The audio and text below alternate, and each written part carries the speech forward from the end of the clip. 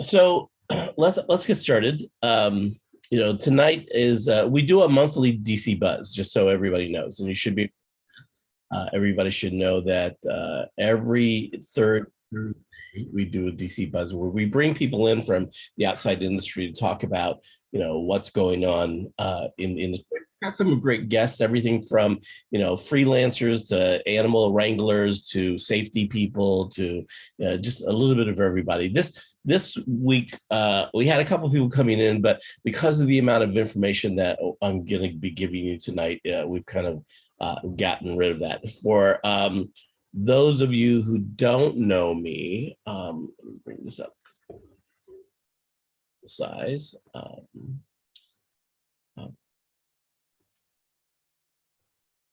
My name is Randy Baker, and I'm the course director for composition and visual design for sale. See if I can get this. I just switched over to Keynote. So this is my first Keynote presentation that I'm doing. I'm not quite sure. Get rid of that build order over there. View and slide only. There we go, slide only, but I still got to build stuff over there. Oh well. Let me just bring this over so we fill the frame a little bit more and bring in my navigator so I can see this. So before we start, anybody have any questions that they want to talk about? Everybody doing okay tonight? I'm Randy Baker. I'm a course director for composition and visual design. Let me bring this slide out. Put the slide. There we go. I've been teaching here at Full Sail for about 6 years. So for those of you who had my class, you know that I'm a pretty hands-on kind of guy. And, you also know that I collect cameras. If you can't see behind me, I've got a massive camera collection, and I about 3,000 cameras that I've been collecting it for quite a while. So I uploaded, hi Deborah, I uploaded the DCBS resource guide, and this is something that we're working on. We'll continually update this over the next several months here, but it's got a lot of great resources in there, and you guys should download this. I made it a Word document so that you can easily click on the links and then you can add any. Now if you go through this and you find links that I think you think belong on here that are not in any of the databases that I put together here, by all means, email me and let me know and I'll add them. For those of you who know my class, you know that every week I have a vault of information that I store there. And so a lot of this came from the vaults and from different resources that I've gathered over the years. We're going to talk about, a lot of different things here tonight, and we're going to refer back to that database. So make sure you have the database open. It's probably a good idea if I open it up as well, so that I have it going. Let's see. So I can refer to it. That's resource guide. Here we go. I have the resource guide and the monthly success plan. Is that the two you're talking about? Those are the two we're talking about. So I'll be referring to those throughout the evening. So this is what the resource guide looks like, and we'll kind of walk you through that. It is. So here's the things that I teach a lot. These are the things that I think that people really need to know. Make a plan. The three things that are really going to, and the one thing that I really want to stress to everybody, if you've been in my class, you've heard me say this over and over again, there are a couple of things that are really going to be the determining factors about what type of clients and what type of jobs you get, and whether or not you're able to develop passive income streams, by the time you graduate. And you should all be able to do that. And so that's what we're really trying to get you to do, is like, no matter what area you're at in this degree program. And no matter whether you're getting their certification or the associate's degree or the bachelor's degree, you all need to be thinking about these things as you go through the program. And it's not something that you can wait till the very end of the program and go, oh, hey, yeah, that's probably a good idea. I'll start thinking about getting a job or getting clients, or trying to put together some passive income so that I can make money on this. It's stuff that you need to be, if you're just starting out in the degree program, we'll go through a 29-month schedule with you here so that you can see all the different things that you can do. And so the number one thing that is going to determine, what type of job or what type of client or whether or not you're able to develop passive income streams is whether or not you're able to Deborah, we'll come back to you here in a second. I'll take some breaks in here to ask questions. So you don't have to have your hand up. I see you, but we'll come back to that. I just got a lot of stuff to get through, but at some point I'm going to come back to and ask. Okay, go ahead. Okay, so it's really creating great digital assets, and so it doesn't matter. We talk a lot about a camera is just a box with a hole in it. But what we teach here really at DCBS is the craft of visual storytelling, and that's really what you need to understand. But at the same time, you also need to create really nice looking digital assets. Now, especially when you're starting out here, we don't expect you to be a Chivas or a Chivo or Roger Deakins or, a really great filmmaker, Quentin Tarantino or George Lucas. But, what you're learning in this degree program, you should come away from this actually being able to create some incredible, nice looking images. And so for people who've come through my class, that already. That first week, everybody is kind of a little overwhelmed with everything that's going on and new equipment and all the technology and stuff like that. But once you realize that you actually can shoot and create a great looking shot, then you're kind of hooked on this. And then you're going to want to try to recreate that over and over again. So you really have to put the time and effort into making sure that you're creating great looking digital assets right off the bat. And that starts with a whole different philosophy about approaching school. You got to stop thinking about these assignments that you're doing in these classes as homework assignments. If you only think of them as homework assignments, you're shooting yourself in the foot before you even get up out of the chair. So you stop that. Everything that you do in this degree program is all about creating digital assets with one goal: to help you get a job, help you find clients, or help you create the passive income streams. We'll talk about each of those. And so the other big thing is that you need to come away knowing the knowledge of the craft of storytelling, visual storytelling. And we, again, a camera is a camera and a light's a light and the audio gear is audio gear. And yes, you do need to know how to operate those, but those are secondary to understanding the craft. The craft stays the same, the technology changes. And, the technology will change the craft a little bit, but for the most part, the craft that we're teaching you is, based on what's called the Hollywood continuity editing system. And that's a really, it's narrative storytelling. And so and the reason we teach narrative storytelling here is really quite simple, is because any type of production that you're looking at doing is all based on that narrative storytelling style.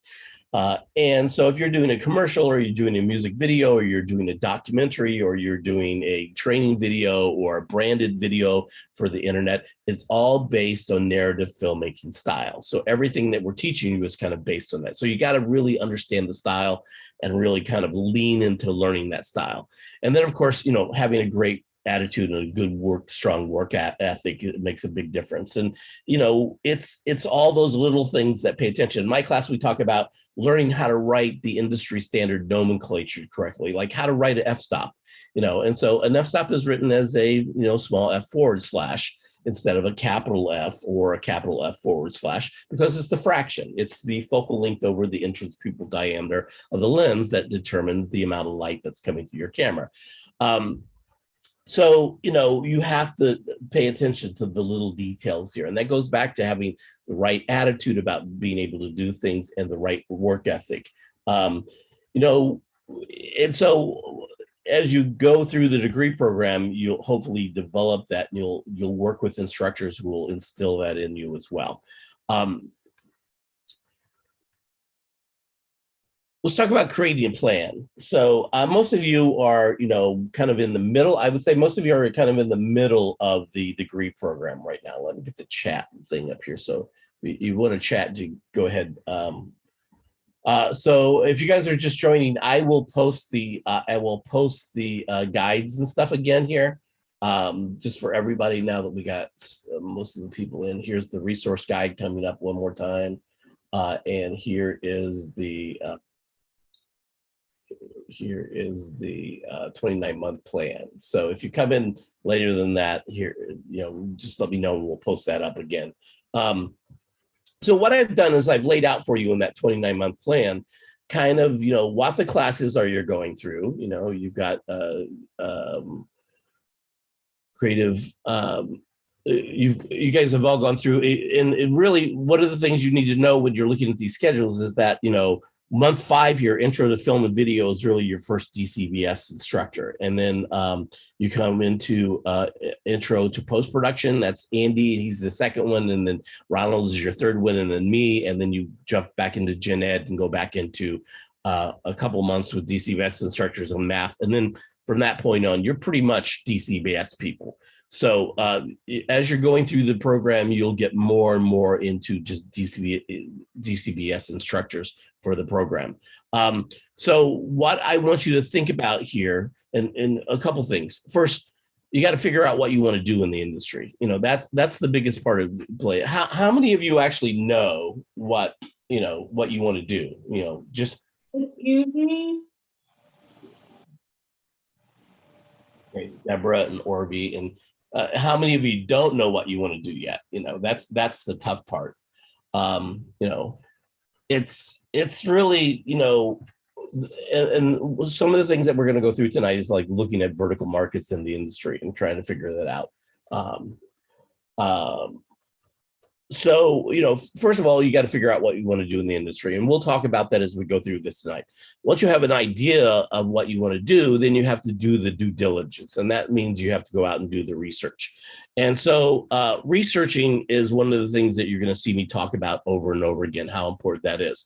And then once you do the research about the types of jobs that are out there and the vertical markets that you might want to go into, whether it be a local job or a national job or an international job, then you really got to go and do the due diligence about what that job entails, and and do all the research. And then you got to sit down and make a plan. And so that's what we're going to do.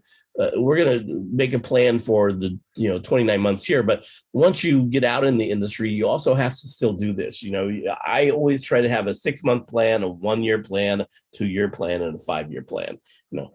I'm always revising the plans too. And the other big thing that is hard for a lot of you guys here, and because you're online, and so we recognize that the fact that you are getting an online degree means that you need a little bit more flexibility than normal on campus, brick and mortar kind of students. When you're on campus here, you're pretty much dedicated to the school. You can't really work because there's 24-hour classes, and the workload is pretty heavy here. So most people, if they have a family, they don't get to spend a lot of time with their family. So school comes number 1 when you're on campus. When you're in an online degree, school comes usually second or third. If you have a family, and they come first, and the job comes second, and the third comes, the school comes third. And we recognize that. And so we try to be a little bit more flexible with you about your time as you go through this. But, at some point you have to make a decision. Are you going to dedicate the right amount of time to this degree program to really be able to do the type of work that you need to do to create these digital assets that are going to, make the big determining factor about what type of job you're going to get and what type of clients you're going to get. Just, out of the show of hands out there, I can see most of you here. Now, how many of you guys really want to work for yourself eventually? Pretty much everybody. Yeah, everybody kind of wants to work for themselves. How many of you just really want to work for a production company, another production company? Don't really see that. Yeah, one person. Okay, Deborah. Yeah, and Vanderbilt. Working for myself. Everybody, and so what we are this degree program is really all about is what I like to think about it as like, creating Renaissance, visual storytellers. You guys are able to do, we're helping you learn a specific set of skills that you can, develop an idea, you can write it, you can shoot it, you can edit it, you can do the color correction and the audio and all the post on it and distribute it all by yourself or working with a team of people.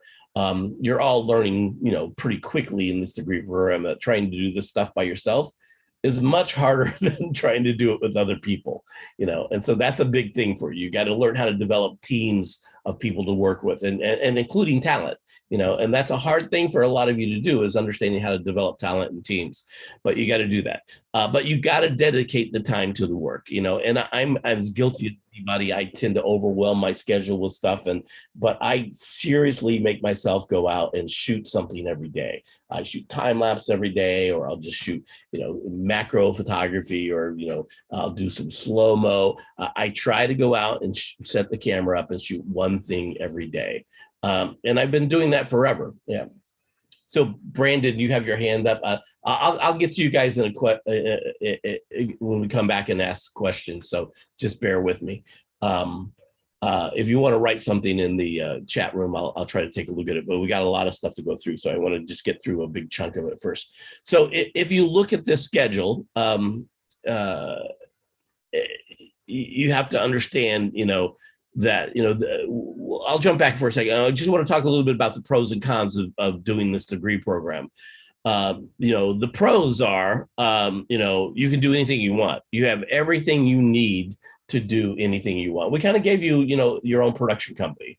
When you get into month 10 and you get the camera package and the lighting package, you really can go out and pretty much shoot anything you want. There's not a whole lot that you can't shoot. So just make sure you're aware of that. But it is an accelerated degree program. That's the con of this. It's a fast degree program. And in 29 months, there's just no way that we can teach you everything that you absolutely need to know about this business. It's as you go through the degree program, you learn more and more that this is a very dense industry. It's not like most people think when they get into the program, which is, oh, this would be great. I just go out and shoot stuff. That's not it at all. As you learn in my class right away, there's so much more to it than that. And it's not something that you're going to learn right away. I always say it's a marathon and not a sprint. And so you just need to know that it's going to take you time to learn this stuff, and if you're like me, that's a little frustrating. If I have to pick up a manual and read it, I get frustrated. If I can't learn something in an hour, I get frustrated. But this is not like that. This is stuff that, it's going to take you a while to kind of learn the craft and the skill to create that craft. It's not something that you're going to learn in a month or 6 months or a year or even in the entire degree program. It's going to take you a while. And on top of that, you're going to need to be doing a lot of the stuff yourself on the side. And so that's some of the big things we're going to be talking about there. So you have to become a lifelong learner. You're going to hear me talk about that a lot tonight. Knowledge is power. And the biggest piece of, I have a good friend who owns one of the largest help desk companies in the world. He employs like 50,000 people worldwide. And I said to him, out of all the stuff that you've ever learned in business, what do you think is the number one advice that you got? And he was very quick at saying to me, he said, I was told early on by my father to make sure that everybody I hired was smarter than I am. And he goes, you want to surround yourself with really smart people who know what they're doing. And for me, I took that to heart. And everybody I try to hire, I want to make sure that they're really smart people and they know more than I do about this. Harold, you got your hands up for some reason. Randy, I have a question for you. You said that in your class that we were going to be recording. And is it specific things that we're going to be recording, or is it whatever we No, no, no. You can't just record what you want. We give you very specific stuff. Orvy's shaking his head, going, "No, no, no, no. It's very specific stuff." You know, the classes here are designed a very specific way to teach you a very specific set of skills to do that. You know, with, and so yeah, you know, we've done some experimenting with that. You know, and what we found is that in my class we used to shoot a short film at the end of the class. That was a lot for people who've gone through my class recently. You know that that would be kind of difficult. But when we first started doing it, what we did was we gave everybody the option of going out and just figuring out what they wanted to shoot themselves. What we found very quickly was that they spent so much time trying to figure out what they wanted to shoot that they didn't have any time left to actually go out and shoot. So our program director, Bob Truitt, has said to me at one point, yeah, just kind of tell them what you want them to shoot and how you want them to shoot it, and give them some flexibility within that to go out and shoot their own thing. And when we did that, it changed totally. You know, then there was some guidance. They stopped thinking about what they have to shoot. Now, as you get further into the degree program, then it's all about what you want to shoot. And when you're doing your short or your documentary or, you know, your final project, it's really up to you what you want to do. That's it. So, okay. So what you see here is in the document that I sent out to you is this DCBS 29-month success plan. And so here's what I want you to always be thinking about. In each of these months, you need to be doing a couple different projects on your own. I know that sounds like a lot, but we'll talk about what you need to do and how to do that to make it work for yourself. And then you need to really go out and try to, you know, develop an industry resource, and we'll talk about what those are as well. And then you really need to be doing some passive income. So, you know, even if you have a cell phone, there is no reason that you're not out there shooting stock footage. Okay, you all have access to Adobe Creative Cloud. And if you go up to Adobe Creative Cloud and you type on the little Adobe Creative Cloud thing right here, and you go down here to stock footage, you need to go in here into Adobe Creative Cloud, and you need to start an Adobe stock footage account as soon as you can. Let's see if this is going to come up here. Stock. It's not. On one of my other screens over here. Yeah. Oh yeah, I've got 5 of them open right now because I kept clicking on it. So this is the Adobe stock site, you know, and so you can go in and you can set up an account right now. I've already got an account set up, and you can start uploading footage. Now, there's some, you know, there's some guidelines that you have to follow in certain quality things, but they also accept, you know, cell phone video. So if you think about it, you know, if you know, even if you start in month 10 when you get the camera, or for those of you who are doing, you know, certificates or associate's degree, as soon as you know, start shooting anything at all, you really need to go out there and start shooting stock footage as much as possible. And so that's what we talk about, a passive income stream. There's 6 passive income streams that we're going to talk about, and you'll see as we go through their stock footage. Stock is one of the big ones: stock footage, stock music, stock effects, stock graphics, stock animation. There's lots of different ones. So we want you to think about this a lot. Now, there's also another set. This is the last part of this. And so in the last part of this, I go through the types of projects that you need to be looking at. So here's the thing you need to be thinking about as you're doing this. Okay. When we talk about projects, you know, first of all, each month, try to do 2 projects outside the class. You see this rule right here: half a day, half a day, half a day. Okay. So if you have a job and you have a family and you're going to school for full time, you're going to find it very difficult to do 2 full projects every month on your own. It's just really difficult. Okay. But if you make it something that you can write a half a day, shoot in half a day, and edit in half a day, then it becomes very doable. So don't overwhelm yourself. Don't go out and say, I'm going to shoot a feature film this month. You're not going to do that. You're not going to shoot a short film that month. You'll barely be able to go out and shoot a commercial that month, but you should be able to do that. So make them short chunks. And here's the thing that I want you to think about here. Sit down and make a list of what you think would be important for you to have. If you were a client, you got to put yourself in the shoes of a client or employee. what are the things that you would think you would want to see on a demo reel or on a portfolio that would make you want to hire me as a client or hire me for a staff position? Think about that, and then make a list of all that stuff. Would it be a wide variety of stuff, or would it be something very specific for that type of job or that type of client? So you need to think about that. And there's lots of different things in here. Of course, there are music videos and commercials and short films and PSAs and branded videos and training videos and product demonstrations and you name it. And then there's specialty stuff, like product shots and food stuff and wedding videography stuff and event videography stuff. There's lots of different types of projects that you can shoot. Here's the secret.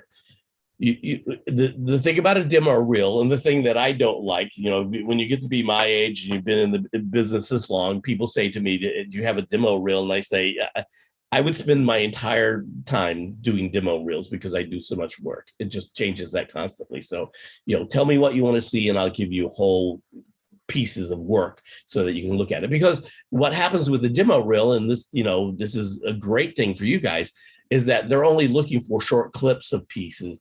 Reel. So you don't have to do the entire project. If you want to do a music video, go out and do one verse of the music that you want. If you want to do a short film, do one scene out of the short film. You should be able to do a commercial. You should be able to produce a little 2-minute branded video for the internet for somebody.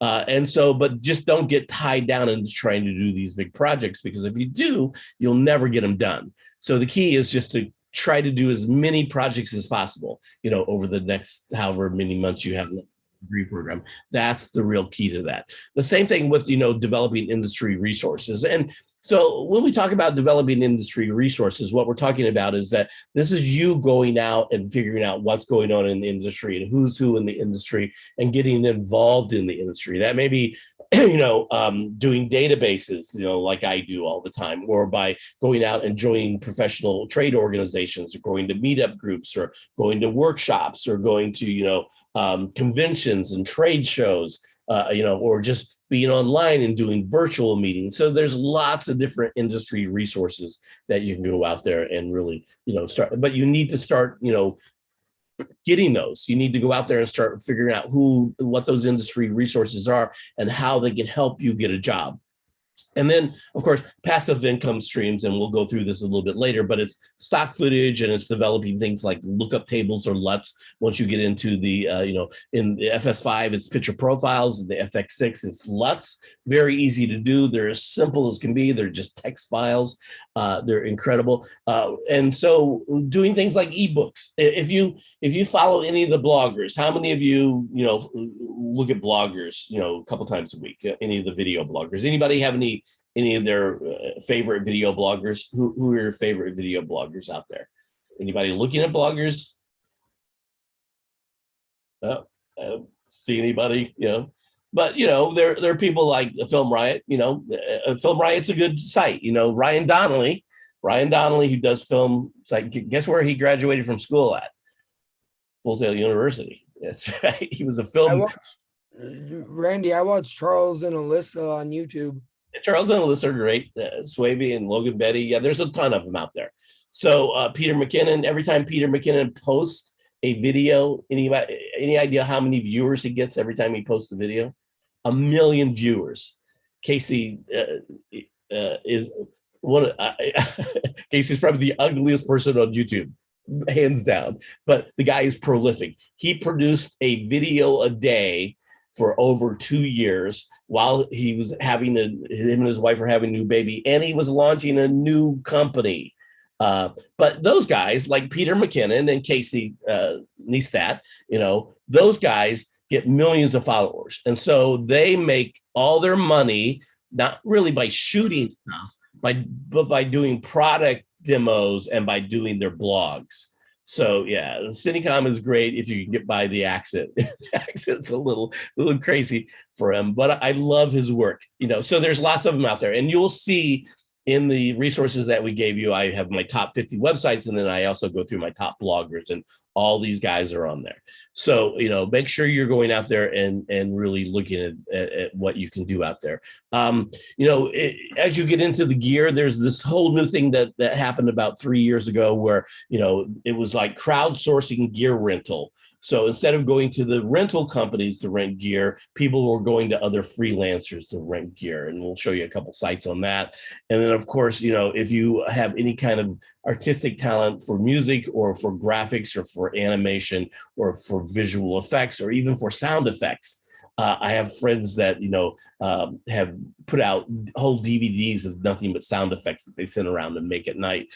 And then, of course, the YouTube monetization of the sponsorships on that. So there's lots of different ways to go out there and create passive income streams as you go along through here. But make sure, print this schedule out and really just try to go through the key, and I'm going to ask you this, and, how many of you actually have a list of projects that you want to do right now by the time you graduate? So that's good. I see Carl and I see Orby, and I know you guys are out there doing that. And so you need to have that. You need to sit down. If you don't have a list of projects you want to do, you need to sit down and do that list. And make sure you have some variety on that list, but also make sure that you are, if you know what you're going to be doing, if you're going to specialize. Like we had a student come through a couple months ago in my class who knew that he wanted to do food photography. He was a barbecue chef. And, and so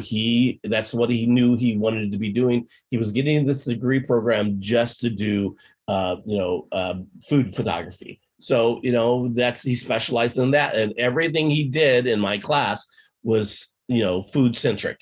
And so that's great. That's what we're looking to see. But also, down the road, make sure you have a little bit of flexibility and a little bit of variety, and then what you're going to find is, and we'll talk a little bit more about this, but, we have people that come through my class. I had a girl 2 years ago who lived in Georgia, not the best student in my class, to be honest with you, but she was fearless. She didn't know what she didn't know. And so 2 months after my class, I got a call from her, and she said, I went to a women in film meeting in Atlanta, which I pushed her into. And she said, I started talking to these filmmakers there, and somebody asked me what type of camera I had. And I told them I had an FS5, and they were like, oh, we got a short film we're going to do. Would you like to shoot it?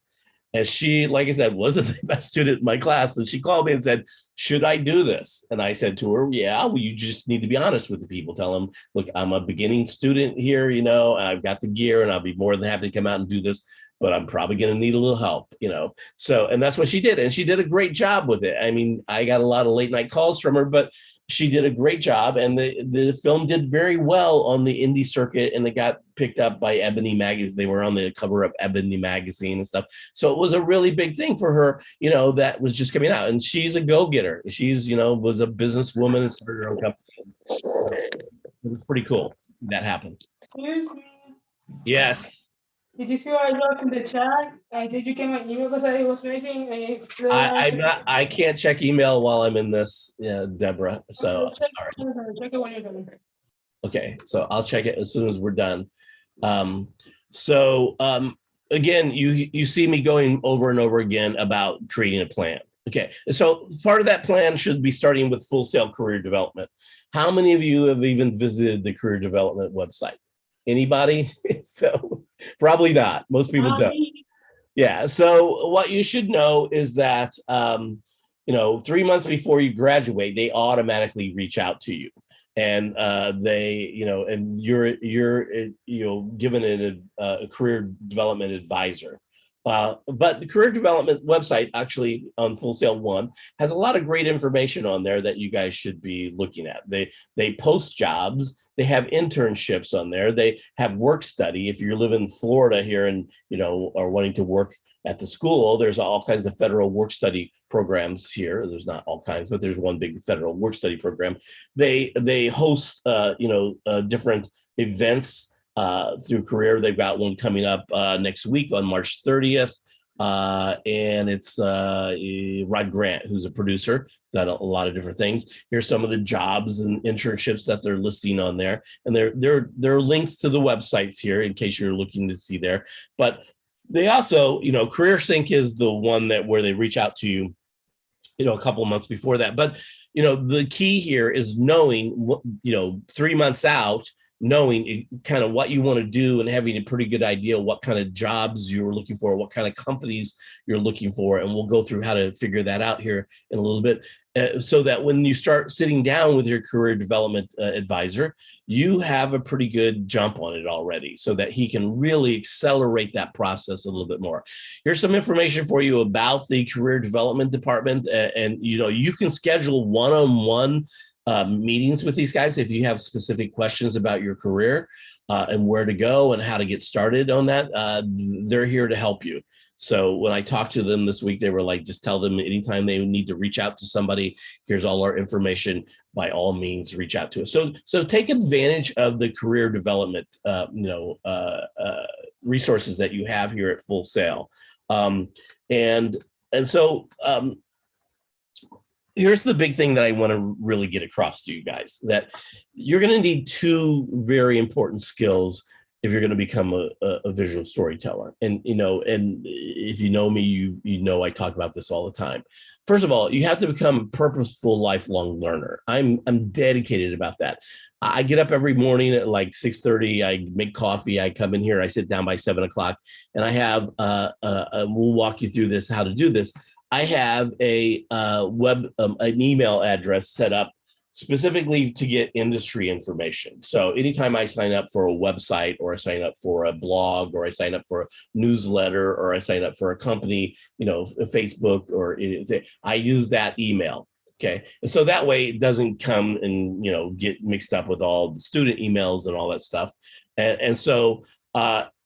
I have signed up for all these companies. If you go through that 50, greatest websites thing on there, I probably belong to almost every one of those, and I get email from those. And so every day I get 100 or so emails coming across that email that is industry information. And so I drink my coffee, and, it's kind of like picking up the trades or reading the morning newspaper. And I go through all that. And so today it was like, I don't know what it was today, but there were probably 30 or 40 different things that I saw today. Everything from astrophotography to, understanding tonal dynamics, and 15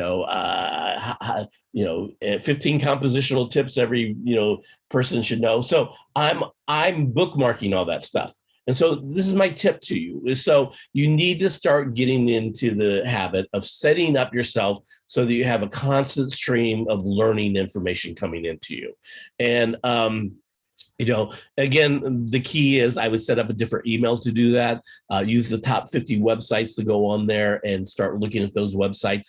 And so, like if you look at the first couple websites on that list, for example, the first two I think are Studio Binder and Premium Beat. Is that correct? Let me pull that up. It's usually my top two. Yeah, those are usually my top two. And so if you know anything about the industry, you know that those two companies are, Studio Binder is a production management company. They have a production management software for collaboration and doing all sorts of stuff, but they have probably one of the best blogs in the industry. And here's the list. Oh, gotcha. Premium Beat and Studio Binder. So, and Premium Beat is a stock footage company, but again, some of the best blogs on there. So put them up on the wall or on. Somebody needs to mute themselves there. That's got your mic open. Brandon, there you go. Thanks. Sorry. No problem. Just make sure you're looking at these and going through these, and then signing up for No Film School. The guy who started No Film School, I talked to him the first week he started that. He actually went to film school, I went to film school is not as good a website as No Film School. Film Riot, Ryan Donnelly, Filmmaker IQ, John Hess, probably one of the best guys at really producing incredible looking, videos that are, if you go in there and just watch his video on aspect ratios or the video video on lenses and stuff like that. The aspect ratio, I have 14 books in my library on aspect ratios. I learned more in the 15-minute video on aspect ratio, the history of aspect ratios that he did, than any of those books ever taught me. Video Maker Magazine, I hate to say this, but I've been a subscriber to Video Maker Magazine for over 30 years. These guys, if you're a beginning filmmaker, this is like the golden arches for you in terms of, information that you want to know. So get to know that. Excuse me? Yes. I think they're kind of looking for a holy grail. That would work. Just saying. I'm sorry, I didn't understand any of that. Holy grail. The Holy Grail, Golden Arches. Yeah, the Holy Grail. Same. And so there's a lot of different information on here. Some people I'm not a big fan of Wolf Crow. This guy is out of Mumbai, India, and he's got there's some misinformation that's out there on the internet that you'll find. But go through this blog site, this industry websites, and really take a look at that. There's some incredible resources in there. And then, sign up for their blogs and their newsletters so you start getting that off. Take advantage of LinkedIn Learning and O'Reilly Learning. How many of you actually go on LinkedIn Learning and O'Reilly Learning? Do you I go go there? on O'Reilly. Yeah. So did you guys know that you can create learning paths on those that you can go in through, and like if you want to learn Premiere Pro, you can go through and build a path of different videos that you can go through and schedule that out. Okay. Deborah, can I get you to mute yourself there for a second? 3, 2. Yeah. Make sure you go on there and set up the learning paths as you can. And then in the list here, this is kind of, freaks me out every time I realize that it is this way. But there's all these film and television magazines in here. We kind of go through this. And then down here, professional organizations, post-production sites, and then film and video online learning sites. So I belong to every one of these film and video sites. I spend a couple $1,000s a year to belong to these sites just because I'm really into learning this stuff. And so it's a lot of money, and it goes from master classes, which I find just to be very fascinating, and there's some great master classes in there. Ron Howard's class on directing is phenomenal. Annie Leibovitz's class on photography is phenomenal. Just some great directors that go through there. MZ is a great site. It's all these people who used to be out on the road doing live lectures on everything from cinematic production to motion control to stuff. They've all got together on MZ now, and you can belong to that. Moviola is the company that actually made the old flatbed editors back in the 30s and 40s and 50s and 60s. Now they've become a training site, online learning site. Hurlbut Academy, which is now the Filmmaker Academy. That's Shane Hurlbut, who is a famous DP who started this with his wife and does a really good job. He talks more about the high-end film industry, feature film industry. Kelby One, if you don't know about Kelby One, Scott Kelby, Clearwater, Florida, Safety Harbor, actually. He has a photography empire. He owns Photoshop World. He owns, Lightroom World. He does the Photoshop, conferences around the world. But he also owns Kelby One, kelby1.com, KELBYONE.1, which is kind of the lynda.com of photography. He's got the top 400 photographers in the world working for him, and they're cranking out this incredible amount of content and stuff. Master classes, Lights class. A couple others in here I would just want to point out to you. Frame.io workflow. I'll show you a piece of workflow that a resource that you need everybody needs to look through. It's probably the most comprehensive resource on the entire production process that I've ever seen in my life. Full-time filmmaker. I belong to this one. This is I'm gonna blank on his name here, but a young guy who's he's probably only in his early 30s, and he's making a fortune on this. Frame.io, by the way, if you didn't know this, Brandon, was just bought by Adobe, so you're going to start seeing more of that collaboration type software going there. We have a friend of Full Sail that used to be with Panavision. He was the technical director of Panavision that just came on board as one of the leaders of Frame.io. So they're doing some pretty incredible stuff. Vortex Video Media. This is a guy out of Daytona Beach, actually, and he's been around for a long time. An old video guy I've known in the industry for years and years, but he does these great videos, and he does a whole training session. It's like a 40-hour training session on the FS5, and he just completed one on the FX6 as well. And then just a lot of great learning sites. So make sure that you're out there still continuing to learn. You got to become a lifelong learner, and the key here is you got to be a purposeful learner. You got to have a plan. You got to make a plan on what you want to learn and when you're going to want to learn it. Let's see here. And then the second thing is become an expert researcher on the internet. How many of you really know how to go out and do great searches on the internet? Everybody feel really strong about that? I'm going to show you a couple tips that probably will go, yeah, I didn't know that. That makes so much sense, and it will make it much easier for you. So I'm all about searching on the internet, and so it's easy to get into the wormhole. You start searching for something, and before you know it, 2 hours have gone by, and now you're looking at New Zealand frogs, and it's just crazy. So you got to be, again, it's all about being purposeful and develop a bookmark list. Now I'm going to show you my bookmark list here. And this is part of it. And so I don't need to open it up and show you this, but I just want to show you, this is just the L's in here. I think I'm up to about 600 or 700 different main categories. And then in every category, I think I counted the other day, and there are 250 subcategories for lighting alone. So if you start looking through here, this is just the, through the B's on this.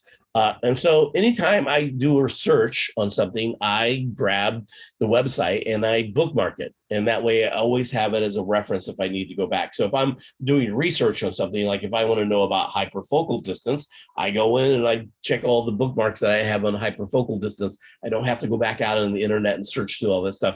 And what I do when I look at the websites, if they're not good, I don't bookmark them. I only aggregate the really good ones that I think are out there. So that's the first thing. And then develop search queries. And this was really the big changing point for me as somebody, I did an internet research class, and the person said to me, looking over my shoulder, seeing how I was searching, and he said, "You're giving up too easily on your searches."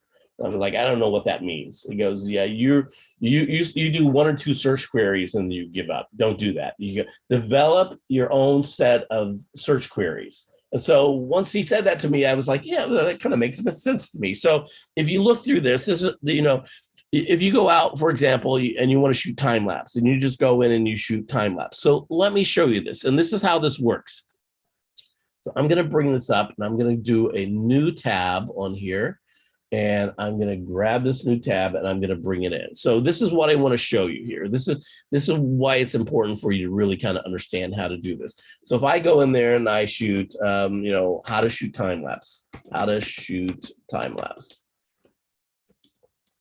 and I look at this, okay, and I look at alls, okay, and I go through here. And first of all, you got to know that the very first things that you see in here, see this little thing that says ad? Those are advertisers that have paid to be up there in front. So you got to go through all that advertising stuff until you get down here. And then, some websites like Google like to put videos up there and at first, and then you'll see the video section of this as well. And then you go all the way down here, and then under view all, and you start seeing all the how to shoot time-lapse photography, complete guide 2022. And so if you looked at this, if we go back up here, it should show us actually. No, it's not. If I go in here and maybe click on search all, if I go into this, it will show you. Here's one of the cool things, view all. Okay, there are 552,000 search results that came back for how to shoot time-lapse video. 552,000 search results. Okay, so there are a couple things, that's just for the videos that are out there. A couple things that you need to pay attention to down here, okay? So first of all, this is all. Okay, and then right next to all, you've got videos. And so this is just all the videos that are out there on how to shoot time lapse. And then if I look at images here, and I'm a big fan of images, then it gives me all these images of time lapse, and then it gives me all these subsections of different time lapse that I can look at as well. So that's cool. But let's say there was a brand new time-lapse intervalometer that came out that was going to change everything for how I shot time-lapse, and I wanted to look at that. So I would come over here to tools, and you can go to more. And so it gives you maps, books, flights, and insurance. And depending on what you have up there, if you go to images and you type on more, that is going to do the same thing. But there are different tools here. For example, if I type on tools here, now it's going to give me the size, the color, the type, and the time. And I use the time all the time. So if I was looking for a new piece of gear that just came out, I would say past month, or I would say past year. And that would limit the searches just to what I was looking for. But if I'm looking at images, it also gives me the usage rights, and it tells me whether it's a Creative Commons license or any commercial license. So I can go in there and look at images on the internet, figure out which ones I can use for free and which ones I have to give permission for and which ones are going to charge me, just by going to tools and looking at it. Again, the one I use all the time is the time. So I'll go in here and I'll do any time. Nope, I'm going to look at the past year. So this gives me the latest, greatest videos that have come out in the last year, 2021. You know, from April, 2021 to April now is basically what we're looking for. So you got to learn how to do that. So the other thing then is learning how to develop different search queries. So you should have a good, search query. So I could type in videos of time lapse. And again, we saw 552,000 last time. Okay, let's see if it gives us any kind of, it doesn't tell us. But again, you can see all the different videos. I can type in articles on how to shoot time lapse. And that would give me all the articles on how to shoot time lapse. If I look at all, here's all the articles, and it breaks it down. And so you get all these different articles on how to shoot time lapse. I could shoot tutorials. I could type in tutorials on how to shoot time lapse. And then I'm getting different types of response back on there. Some of the same, but some different ones.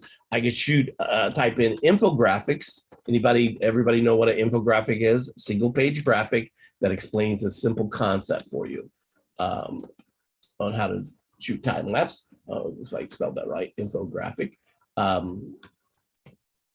And so here's all the infographics. And then if I look at images, well, I'm looking at infographics.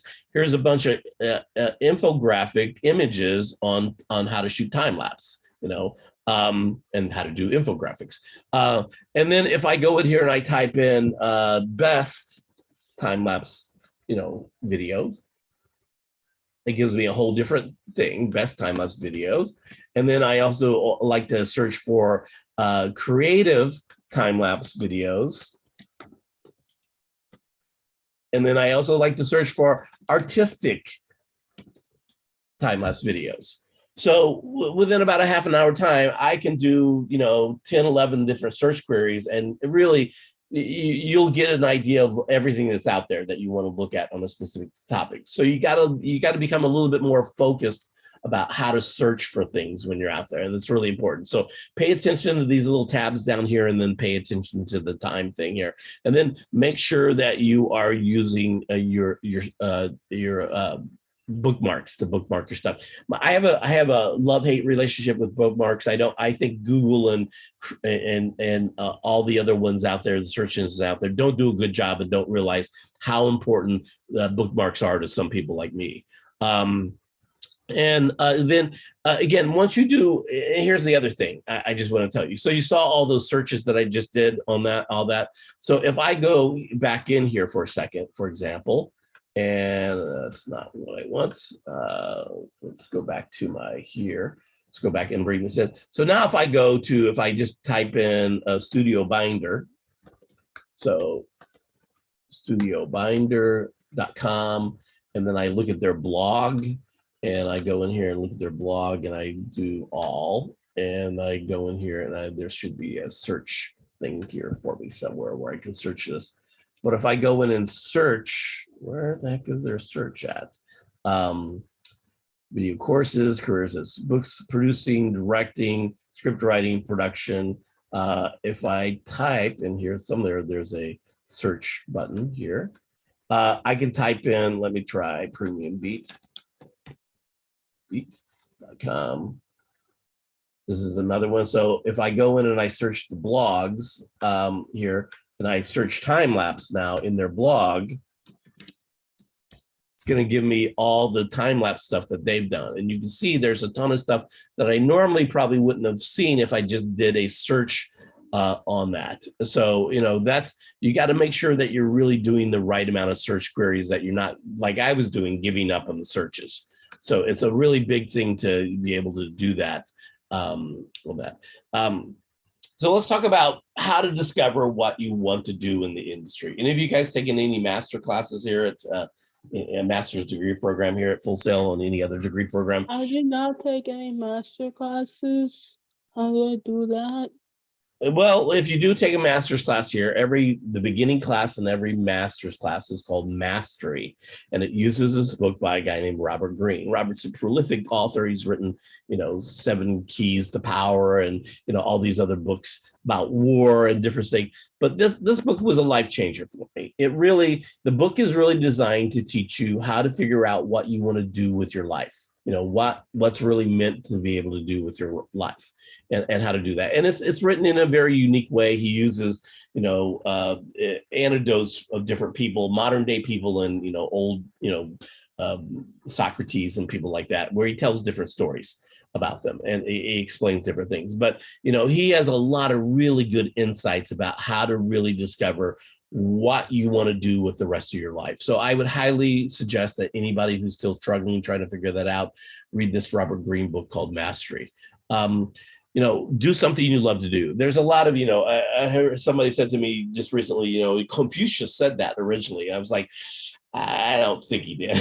First of all, the jobs weren't that quite what they were today, and that they were. And so I did a bunch of research on it, and it was like, it was quoted as Confucius a lot, but it wasn't really Confucius. It was, somebody much, it was a professor actually who used it in the dissertation that he did it. And then in 1989, somebody picked it up and wrote it in a book. And that was the first published version of it that we used. But the concept the same. You do something that you love, you'll never work a day in your life. And I'm a living example of that. I get to wake up every day and go, okay, what cool thing do I get to do today? What cool thing do I get to learn? What cool person do I get to meet? What cool place do I get to go to?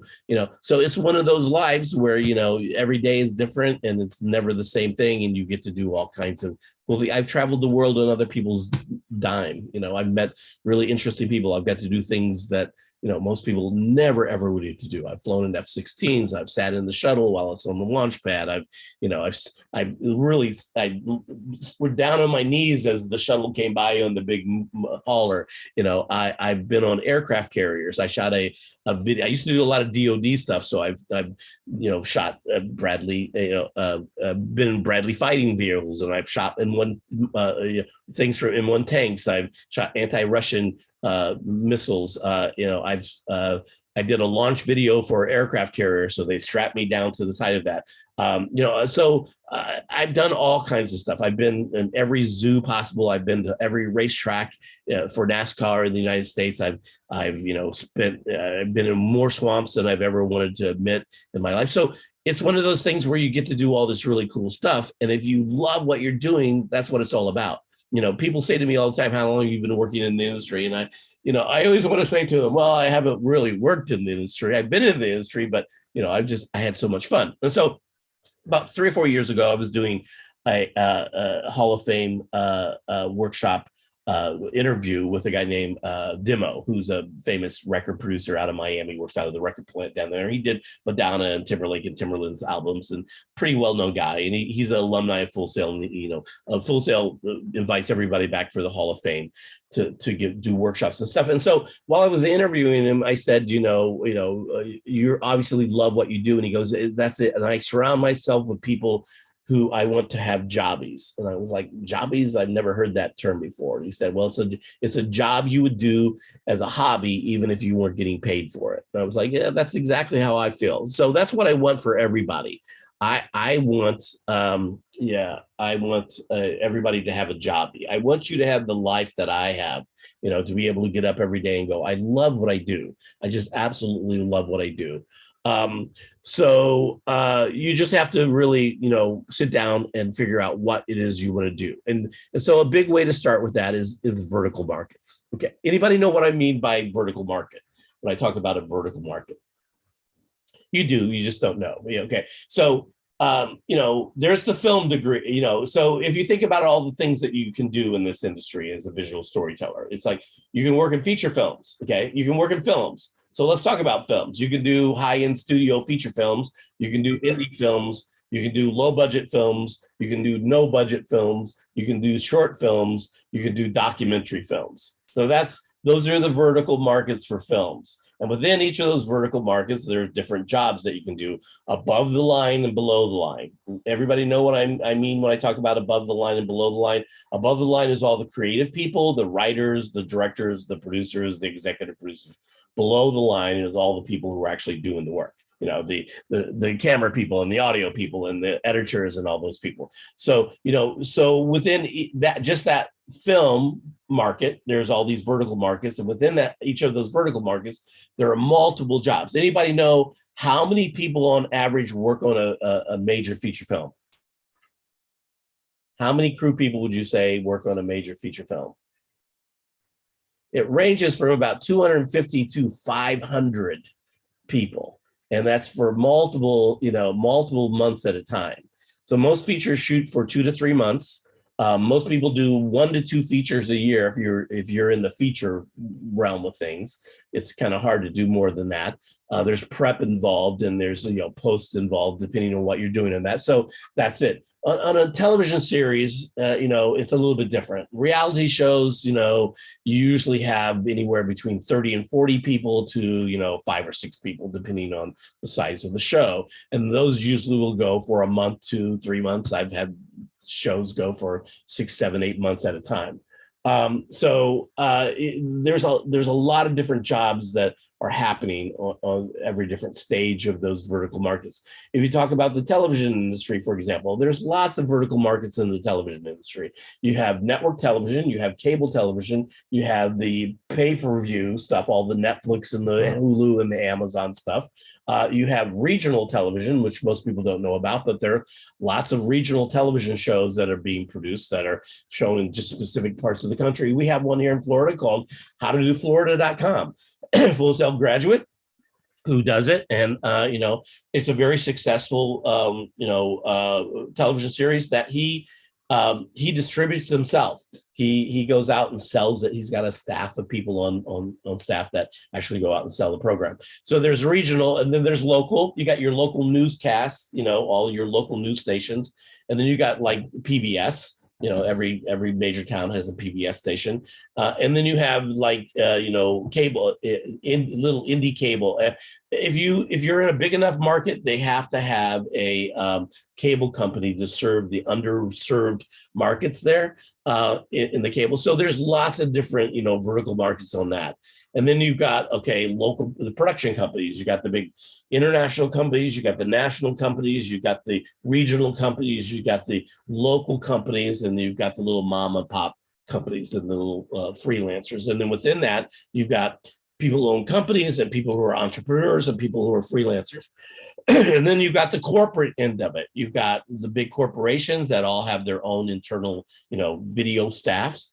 You have and a lot of those guys have a certain number of people on staff, and that's a whole cyclical thing. But they hire, you know, both people for staff positions and people as freelancers. You know, and they do training and they do sales and they do corporate communications, and so there's a lot of money to be made in corporate video. For a long time, for probably about 6 or 7 years of my life, I did corporate video. I got out of television for a while and went back to corporate video. And the people in the television world said to me all the time, "Why are you doing corporate videos? You're such a good, you know, producer director for television." And I said to them, "Look, you know, the budgets are through the roof. You know, I do an 8-minute video and it's, you know, $40,000. At the end of that, when I'm done, they're so thankful. They come and thank me and they give me presents and stuff. And you know, you don't get that on a television series where they kind of eat you up and chew you out and move on to the next thing, you know. So yeah, there's lots of money to be made in that. And then of course there's all the local advertising agencies and the local public relations agencies, and then all the local nonprofit agencies. So there's just vertical market after vertical market. Then you've got, I did a lot of work in the Department of Defense industry side of it. I did a lot of work in the education side of it, the medical side. There's a whole medical side. So there's all these different vertical markets. And so you got to start looking at where you're at and what you want to do and how you want to do it, and then make a list of all those things. Deborah, you have one more question? Nope, just raise your hand. Okay, so, then again, once you have an idea of what vertical market you want to work in and what you want to do in that vertical market, then you need to go out there and make a plan. And that's all part of just figuring out what you want to do in the industry. Okay, so again, we talked about this. Most of you want to have your own production company. And so you're in the right degree for that. In the film degree program, they train you to work in the feature film industry, but you get some cross training in there as well. I'd say, I'm not sure how many people actually go into the film industry versus going into some of the other vertical markets in the film program. But in our program, we really teach you how to become like this Renaissance filmmaker. And it's funny because I joked years ago, I wish I could find the ad in there. It was in the Village Voice, and it was an ad that said video editor wanted.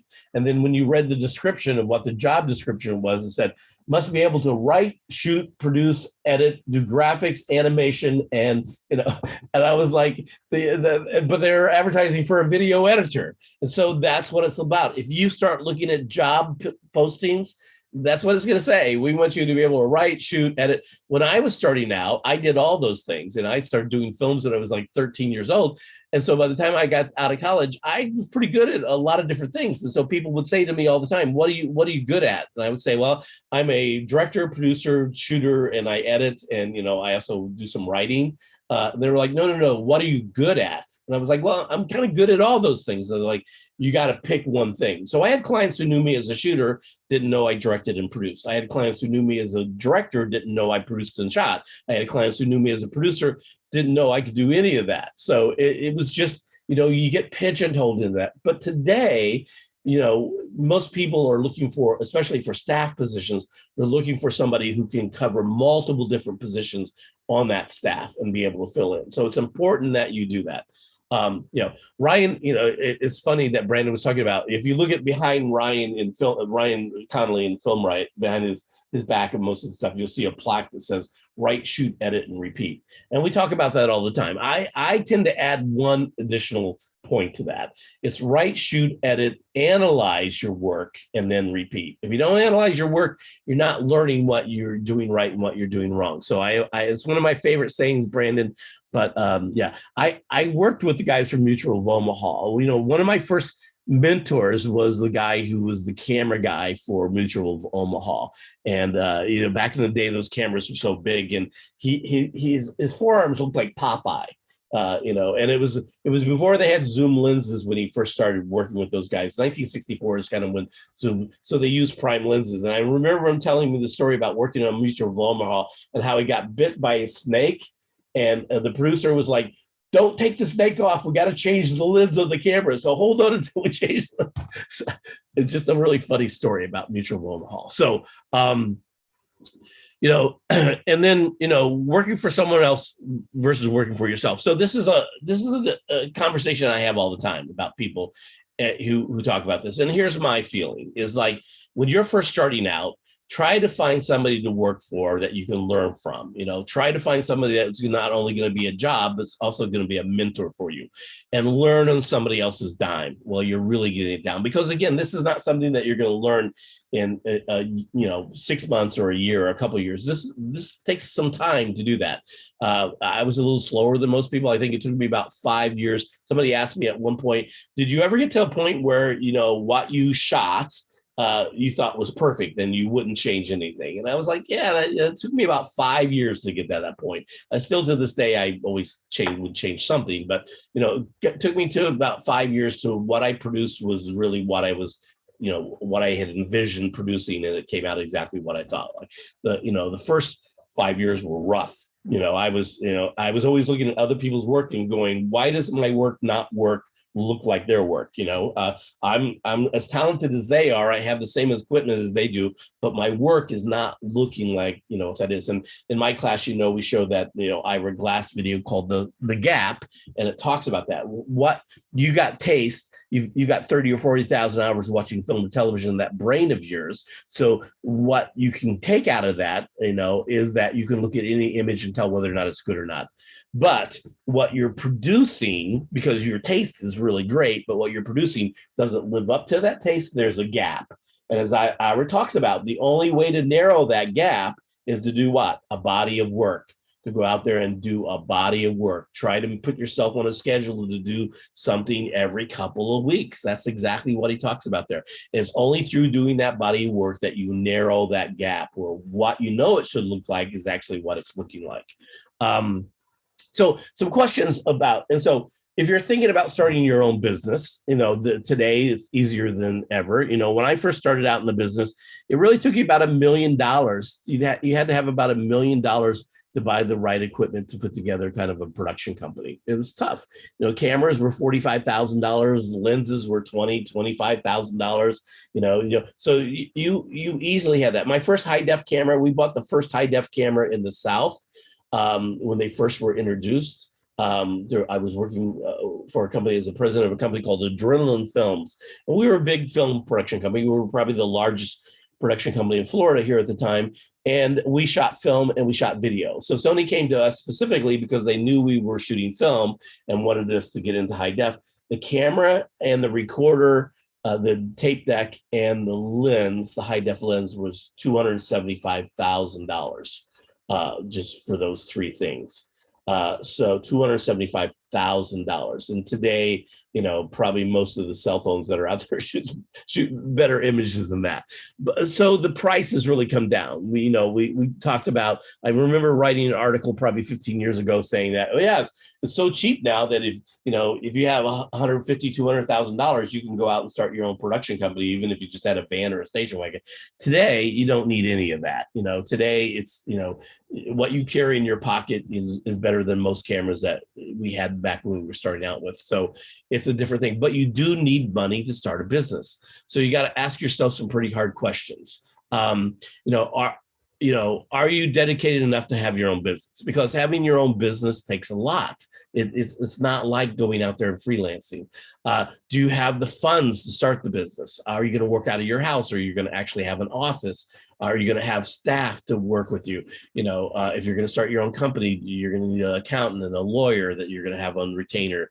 You're going to need to, go out there and have some clients. So you're going to have to have, you're going to have a website. You're going to have business cards. You're going to have stationery, and, all those things cost money. So you got to ask yourself, are you saving money to start your own business? Or are you going to go out and try to get people to come in and invest in your business? Or you're looking at funding to start a new business? And we'll talk about that here in a second. And do you know a bunch of really great people, not good, but great people that you can hire to come in, either freelance or on staff to help you run that business? And more than anything else, do you have enough clients? Do you have good enough clients that are going to pay for the business? So there's a lot of things to be thinking about. And if the business doesn't work out, you start a business and in a year it doesn't work out, do you have a backup plan? What's the backup plan? So you got to kind of weigh that out. Personality plays a big part of it. Are you the type of person who wants to have your own company, and are you dedicated enough to be able to go out there and make that work? Or are you the type of person who really doesn't know yet? Or are you going to work for somebody for, 2 to 5 years until you get the experience and be able to save that money to then go out and start your own production company? I just heard this great story about a photographer that she worked for a company for 5 years that she hated, and she just saved all her money up so that within 5 years' time, she had a plan. She was going to build a studio in her backyard, which she ended up doing, a 4,000 square foot studio, photography studio. And she slowly bought the equipment she needed over the 5 years. And she did stuff on the weekends and at nights to build up a client list. And within 5 years of her plan, she had a plan to quit her job in 5 years and start her business. She had everything in place. She quit her job, and she has a successful photography business. That's the kind of dedication that you need to do. So We talk about freelance versus having your own company or entrepreneur. And I had this, when I had my own company, I still have my own company. I've had a company now for about 35 years. I've worked for other companies, and I've had multiple companies at the same time for different projects and stuff. But people always say to me, well, you're a single person company. So doesn't that make you a freelancer? It's really more about the attitude you have about that. And so there are different things. Yeah, no, I have a subchapter S corporation, I have a limited liability corporation, and then I have a freelance business set up as a sole proprietor. So I do all three of those things. And when I was really active in the business, I was jumping back and forth between those different corporation styles, working for different companies. Now, here in Florida, we're a right to work state, and that you can't lose your house if something happens on a shoot, so you have some, in other states, if you're on a production, for example, and something happens, somebody gets injured, they can sue you and they can take your house away from you. Here in Florida, you can't do that, but you have to be aware of those types of things, and so having a subchapter S or limited liability corporation protects you from those things. And so there's pros and cons to how to do that. So the big thing I'm going to talk about here in a second here is the SBA, the Small Business Administration, and how important that is if you're a beginning business and you want to start a business. But if you're interested in trying to figure out whether or not you want to have your own company or become an entrepreneur, whether you want to be a freelancer, just go out there and use those search tips I just gave you to do a search, and you'll find a tremendous amount of information that weighs the pros and cons. But here are a couple of things that you need to think about. As a freelancer, and a lot of people I know love freelancing. I have a lot of friends that are just freelancers. That's all they do is freelance. They like the freedom. They like to go out and ride on their bikes, or ride their Harleys, or go out on their boats, or go fishing when they want to. And so and they if you're a good freelancer and you're in the industry, the rates are such that you could make a pretty decent living working 2 or 3 days a week. So, instead of working 5 days a week and having 2 days off, you work 2 or 3 days a week and have, 4 or 5 days off. That's a different lifestyle altogether. And there's a lot to be done for that. Now, the really, great freelancers I know have side hustles on the side. They're doing other things besides the business. They may do artwork, or they may, do photography on the side, or they may do a multitude of other things. I have friends that, got into the jerky business. He's a professional audio guy and does really well as an audio freelancer, but he also got into making jerky and does pretty well in jerky as well. Other friends became fitness trainers, on the side, and that's what they wanted to do. So you have less responsibility. It's not as lucrative, obviously. You're not going to get big, giant clients usually. You're always wondering where the next paycheck or the job is going to come from. So, that's part of the cons of being a freelancer. And, for me, I've been doing this for a long time, and I've seen a lot of freelancers come and go in the business. And I got to tell you, it takes you about 2 years of freelancing to stop freaking out and wondering, where the heck is my next paycheck going to come from? Am I going to have a job? Because, most freelancers only book their schedule out about 2 to 3 weeks in advance. For me, when I first started, I was like, holy crap, that made me, gave me anxiety every month about, oh my God, I have nothing booked for next month. But after a while, if you do the right types of marketing and going out there and networking, that work will actually keep coming in.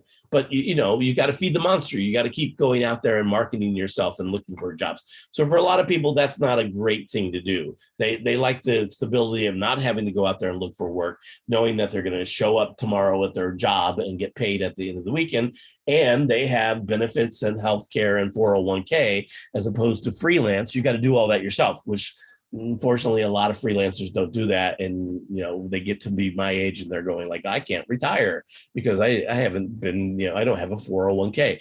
And I talk to people about that all the time. I'm like, look, dude, if you're freelancing, you're getting checks in sporadically, and so it's hard for you to go, okay, I've got to take $500 out of this check, and I got to pay for my insurance, and I got to pay for my health care, and I got to put money away in my 401k for that. So that's a little bit more difficult. You don't need to have a lawyer on, that is going to be looking over contracts. You don't need to have an accountant. Well, even if you're a freelancer, I would highly recommend that you get an accountant. That was one of the big saving graces for me early in my career, is I met this guy at a workshop who was an industry accountant who knew the industry very well. And I went from paying quarterly taxes of about $1,000 to $2,000 a quarter to getting a couple $1,000s back every year without paying quarterly taxes. So the guy was really, really good. But you got to get a good accountant if you're a freelancer, you have a company or entrepreneur. If you're a company, you have a lot more growth potential, but it's a lot more responsibility. So you just got to know that there's a lot of expense to it. So you got to really sit down and do a budget and figure out what your monthly, capital, is going to be, and what your monthly costs is going to be. The key to it is trying to keep your expenses less than 50% of what you're making. If you want to really be successful, that's the magic number that everybody looks at. Again, if you're thinking about starting your own business, you need to reach out to the Small Business Administration, the SBA. They have all kinds of resources that are out there for you that you can do. They have workbooks out there, and it's different for every state. You have to go to the SBA in your state, because there are different, requirements for starting a business in each state. If you're an entrepreneur, if you're a sole proprietor here in Florida, all you got to do is take an ad out in a newspaper or a online thing for a week with a fictitious name request, and then you're a sole proprietor. If you're a limited liability corporation, you don't need to have a board of directors. If you're S corporation, you need to have a board of directors that you meet with at least once or twice a year and talk about things. So there are different requirements for different states, and you need to get to know what those are. But check out this link for the SBA, and if you're thinking about doing a business at all, I would highly recommend that they're the ones that you start with here. Finding the right company to work for. So again, this is all about asking yourself questions. Can you relocate, or are you going to be in the area that you got to stay in the area? If you have a family and kids, you don't want to relocate, then that changes, what type of company you want to work for. But that means you also have to work a little bit harder about doing the research and the due diligence about finding out what type of companies are out there. Again, look at the vertical markets. Are there companies in your area that are doing feature films? Are there companies that are doing television? There are a lot of companies doing, corporate videos. There are production companies. Are there, I have friends that, work in the church industry. I have friends that do event videography. I have friends that do nothing but, senior portraits. I have friends that do nothing but stock footage. I have a couple friends in California, husband and wife team. They do silverware, cutlery, and plates, and coffee cups and stuff. That's all they shoot stock footage of. They have 3 or 4 big sweep tables set up in their house. They have a big, large house that they write off as their taxes, as their studio, and they do silverware and plates and stuff, because everybody needs that. Every restaurant needs silverware, cups and plates, stock footage of that stuff for their menus and websites. So they make a pretty decent living. I have another husband and wife team. Again, they do senior portraits. They have 6 high schools that they do the senior portraits for. It takes them about 3 months to shoot the schools and package everything and get it out. And they make, about $250,000 a year doing that. And then they spend the rest of their time traveling the world shooting travel photography as a hobby, as a side kind of hustle. So can you relocate is a big thing. If you can't relocate, then you're limited to the area that you're in. If you can relocate, then the world is your oyster. There are so many jobs around the world. And if you go to a foreign country and work, if you can get the work visa there, a lot of people they feel like the Americans know more about film and television than other places. So they tend to like to hire Americans to come in and do that stuff. And so what's your salary? What do you need to live on? I had a business partner for a company that I work for. Again, another large production company. And he used to ask every potential employee, until I stopped him because it was illegal. What's the minimum amount you need to live on? So I was like, Mike, you can't ask people that question. That's just wrong in so many different ways. But you should know what the minimum amount is that you need to work on. If you're going to work for another company, you need to know what your salary needs to be. Because if you get into a company where it's lower than what you need to live on, it's not going to be good for you or the company. So you need to know that. And do you need benefits? Do you need health insurance? Do you have a family? Do you have to provide that stuff? It's always important to know that stuff. So again, if you can't relocate, then it's about, finding companies that are there. Anybody know what this is? What this photo is of?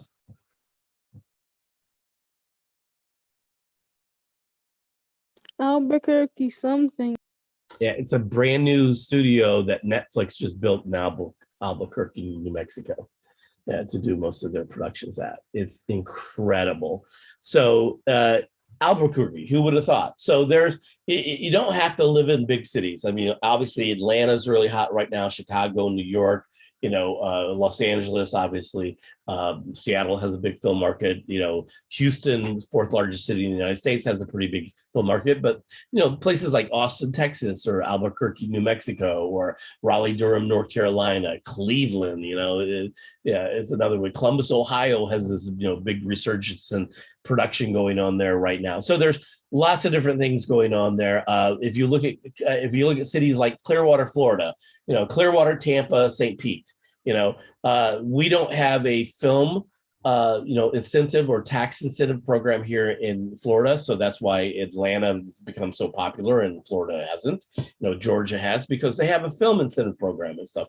But what Tampa and Clearwater and St. Pete is doing is they're offering incentive programs through the city instead of through the state program, through the city, to bring films. They have 5 films going on in Tampa, St. Pete right now. 5 films. That's amazing, and so it's all because of the local film commission really going out of the way to make them, sure that they have are viable in the industry.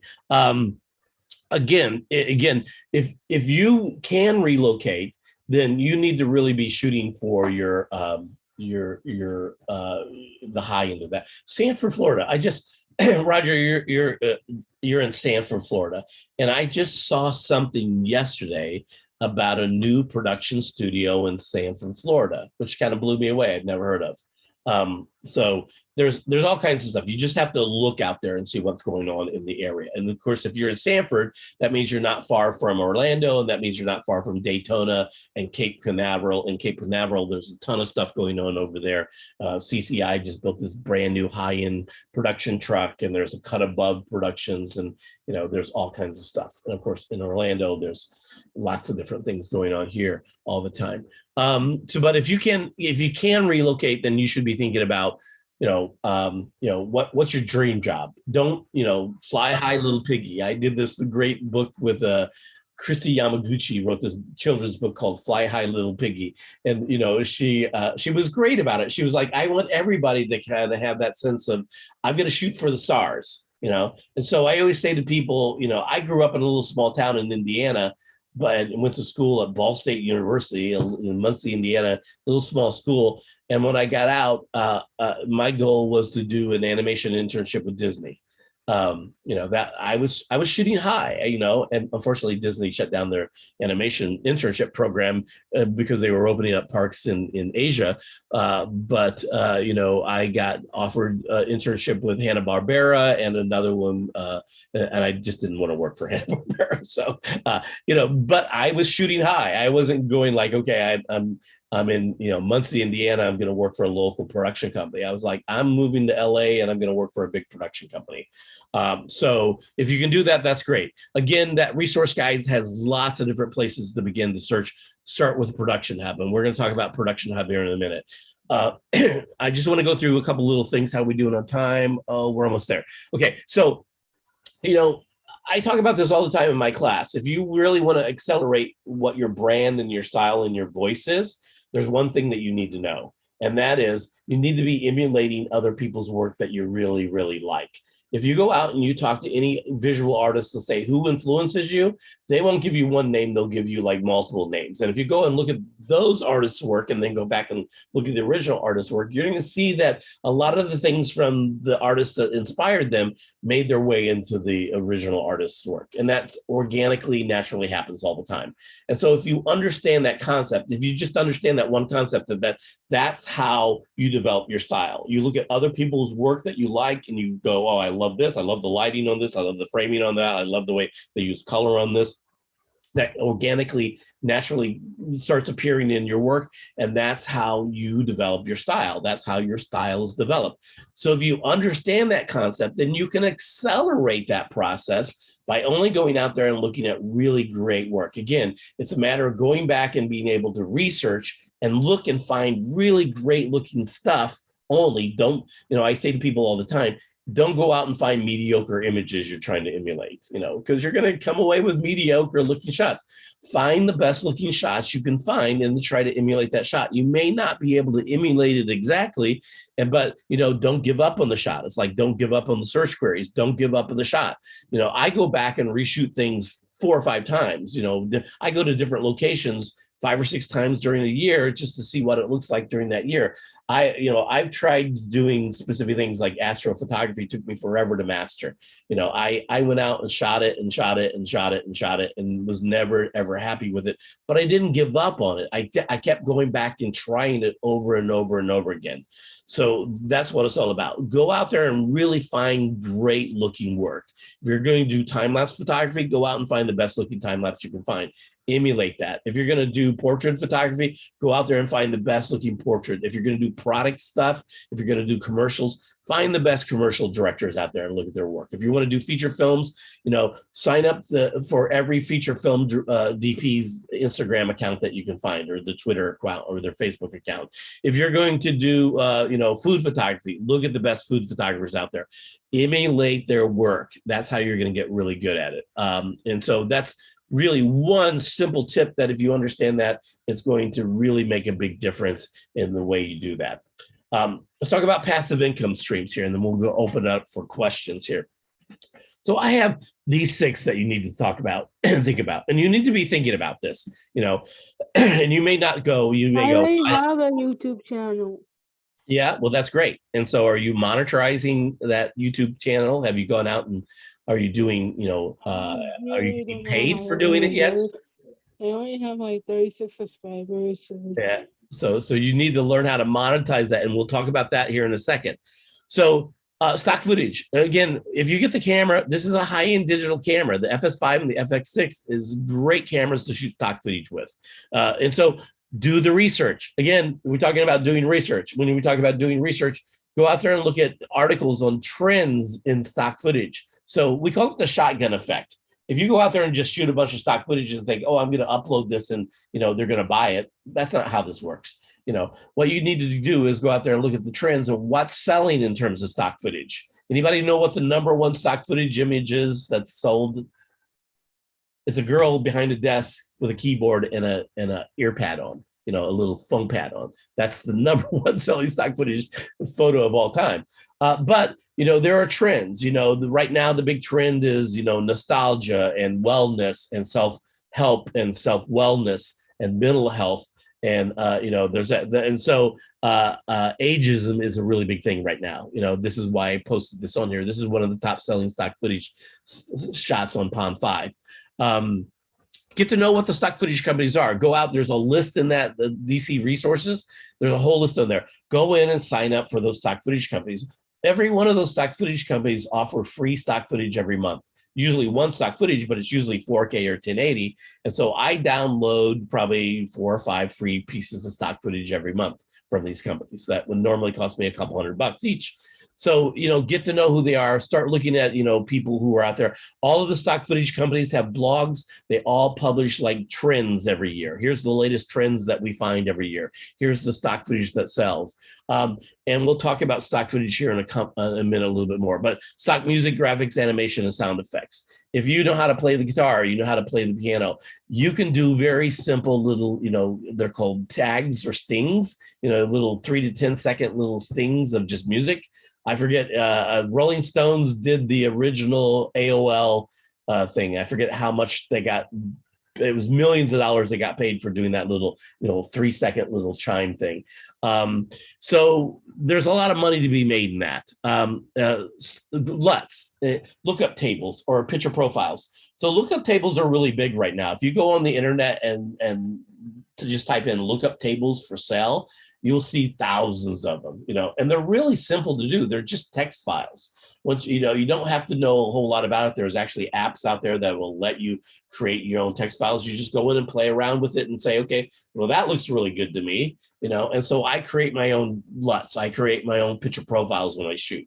It's depending on what I'm shooting. I go, okay, I want more detail in it. I want more vibrancy in my shot. I want to protect my whites and, make my blacks richer and stuff. So those are really easy to do. And I probably have about 30 or 40 LUTs that I've created that I'm out there selling. Gear rental. Again, there are lots of companies out there. If you go in and type in, let's see if I can get this to come up real fast here.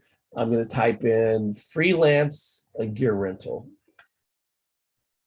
Here we go. Google freelance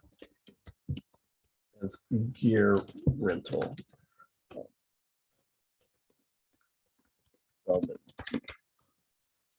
And so what you're going to say, here's some professional companies, Pro Gear, and you'll find a lot of the lens rental companies in here. 4Wall, which is and then 1104 Rent Filmmaking Essential Guide, Ultimate Guide to Film Equipment Rentals, Kit Split. Here's one of the big ones. So this was really the big one that started it, Kit Split. So these are freelancers, the easiest way to rent camera gear. Rent from trusted local creatives in your community.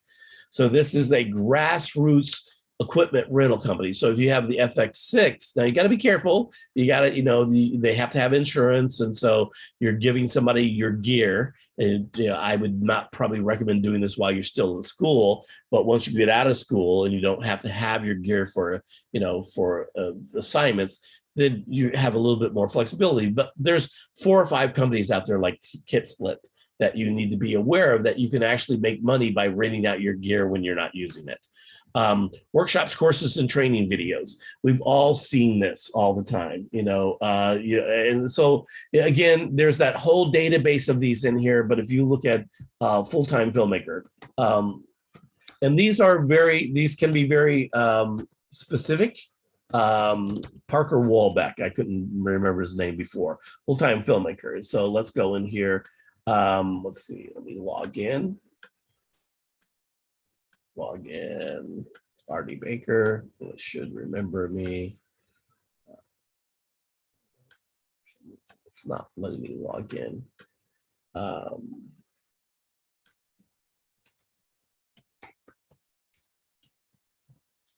type that in. Let me try it one more time.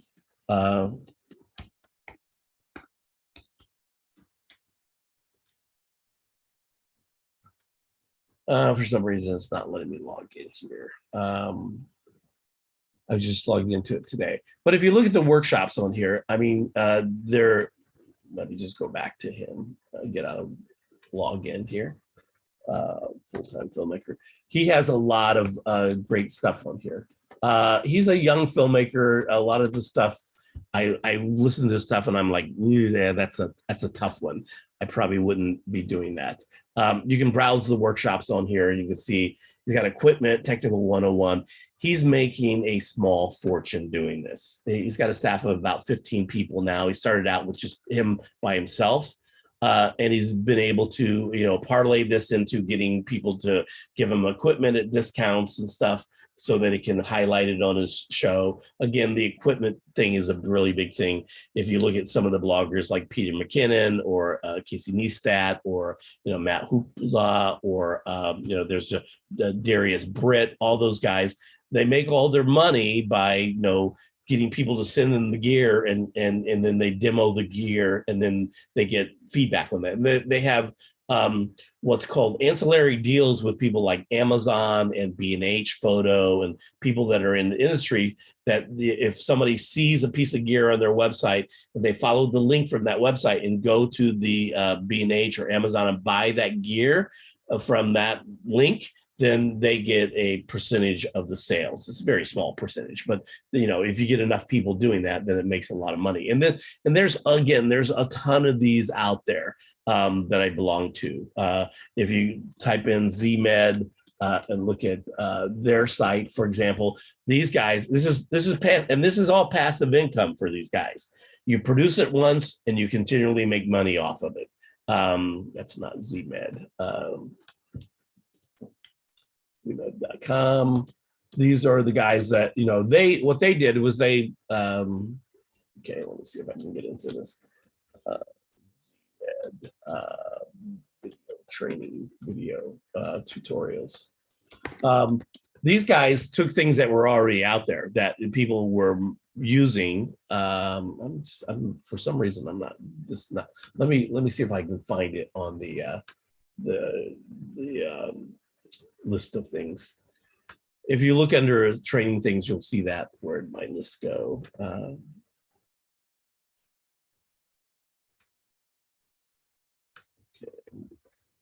See how it must have got closed down, but CMed is another big one. So get to know those. There's tons of them out there. Also, you can go on Udemy, and you can go on Skillshare, and you can go on Masterclass. And I'm surprised at how many people now are posting things up on Masterclass. It's pretty interesting.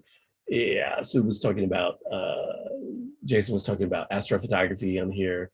It took me a while. I have very fast lenses, by the way. I have rectilineal lenses. I have lenses that are 0.98, f0.98, and lots of lenses that are 1.1 and 1.2. So I can shoot under very low light. And with this new camera, it's amazing. You can do star trails on video. You've never been able to do that before. And then ebooks. If you don't know about ebooks, write ebooks. Go out there, do the research, figure out about something, you'll learn about it, write an ebook, get it out there and publish it. Okay, just a couple more slides here and then we're done. How to find virtual production internships online. Okay, so if you go to internship.com, which is the on there, and you type in remote or virtual internships for film and video, what you're going to see is a ton of listings like this. And if you look at the bottom of these, it says remote. See where it says remote? That means you can do that. So what they're looking for is people just like you. They want people who have their own equipment, that know how to shoot, know how to write, know how to edit. And you can do an internship. You can also find paid internships or paid productions on here for people that are looking for companies like this. You have to be careful about indentured servitude, people who are just out there looking for people to do things for free. But you have to do your due diligence. You have to do the research, and you have to go out there and find ones that are good fits for you, so that you can find the right internship to do. And so these are good ways to make clients. Now, there's lots of companies that do like real estate, or they'll do development stuff, where they just are looking for local people to go out and shoot. You get paid, you have to shoot, a certain amount of video and a certain number of stills, and so, but it's really pretty cool to look out there and see what's out there. Most people don't even know that there are things about virtual internships out there. But again, it's primarily for people who have their own gear and their own equipment and their own editing system, and know how to do all the stuff, which again, I feel like Liam Neeson and, Taken, you have a specific set of skills, just realize that. And then of course, let's talk a little bit about social media. So on that resource guide, there's a whole thing about social media. You need to know the sites. You need to develop a plan. Again, you need to research and develop a plan. It keeps coming up over and over and over again. You have to look at your social media networks as a asset and a tool, and you have to utilize those tools correctly.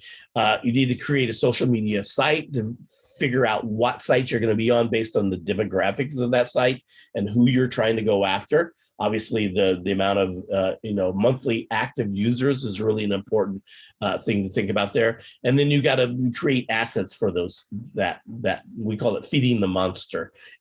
Create assets for that. And we'll talk a little bit about assets here. And so, Excuse me. yeah, go ahead. You really said BTS, and I'm like, oh my god. You know I said that, right? Okay. So, was there a question in there?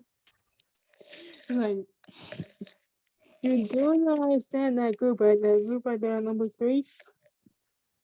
Monday, Wednesday, Saturday posting schedule. That's what I'm about to talk about. Harold, you Yeah, have and a the question? and the individual part, the part just got me. Yeah. And I can't grab my bag. And I can't. I can Let type me on let these me let three. me finish up here, and then we'll open it up for questions. If you can hang on just 1 second, Harold, this is the last slide.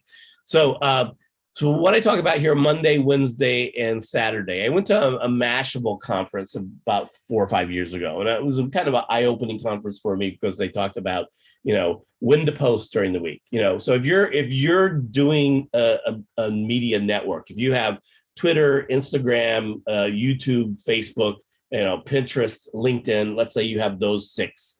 So you need to be posting every week on those. And so if you post too much, people get tired of you and they block you. If you don't post enough, you're not getting your name out there enough for them. So here's the deal. You have to think about it this way. What would you want to see on different posts? What are the posts that you look at all the time? Well, they're very specific things. And so what they talked about in this national conference was to do a 3-day-a-week plan.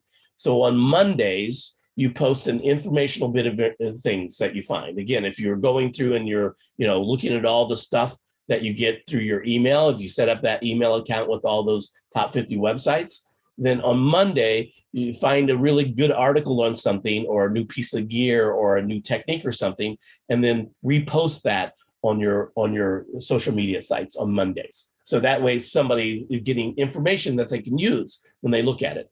On Wednesday, post a small piece of video that you've been working on or a behind the scenes photo. And it's kind of weird. And, you know, Robert Greene talks about this in his book about creating an online persona.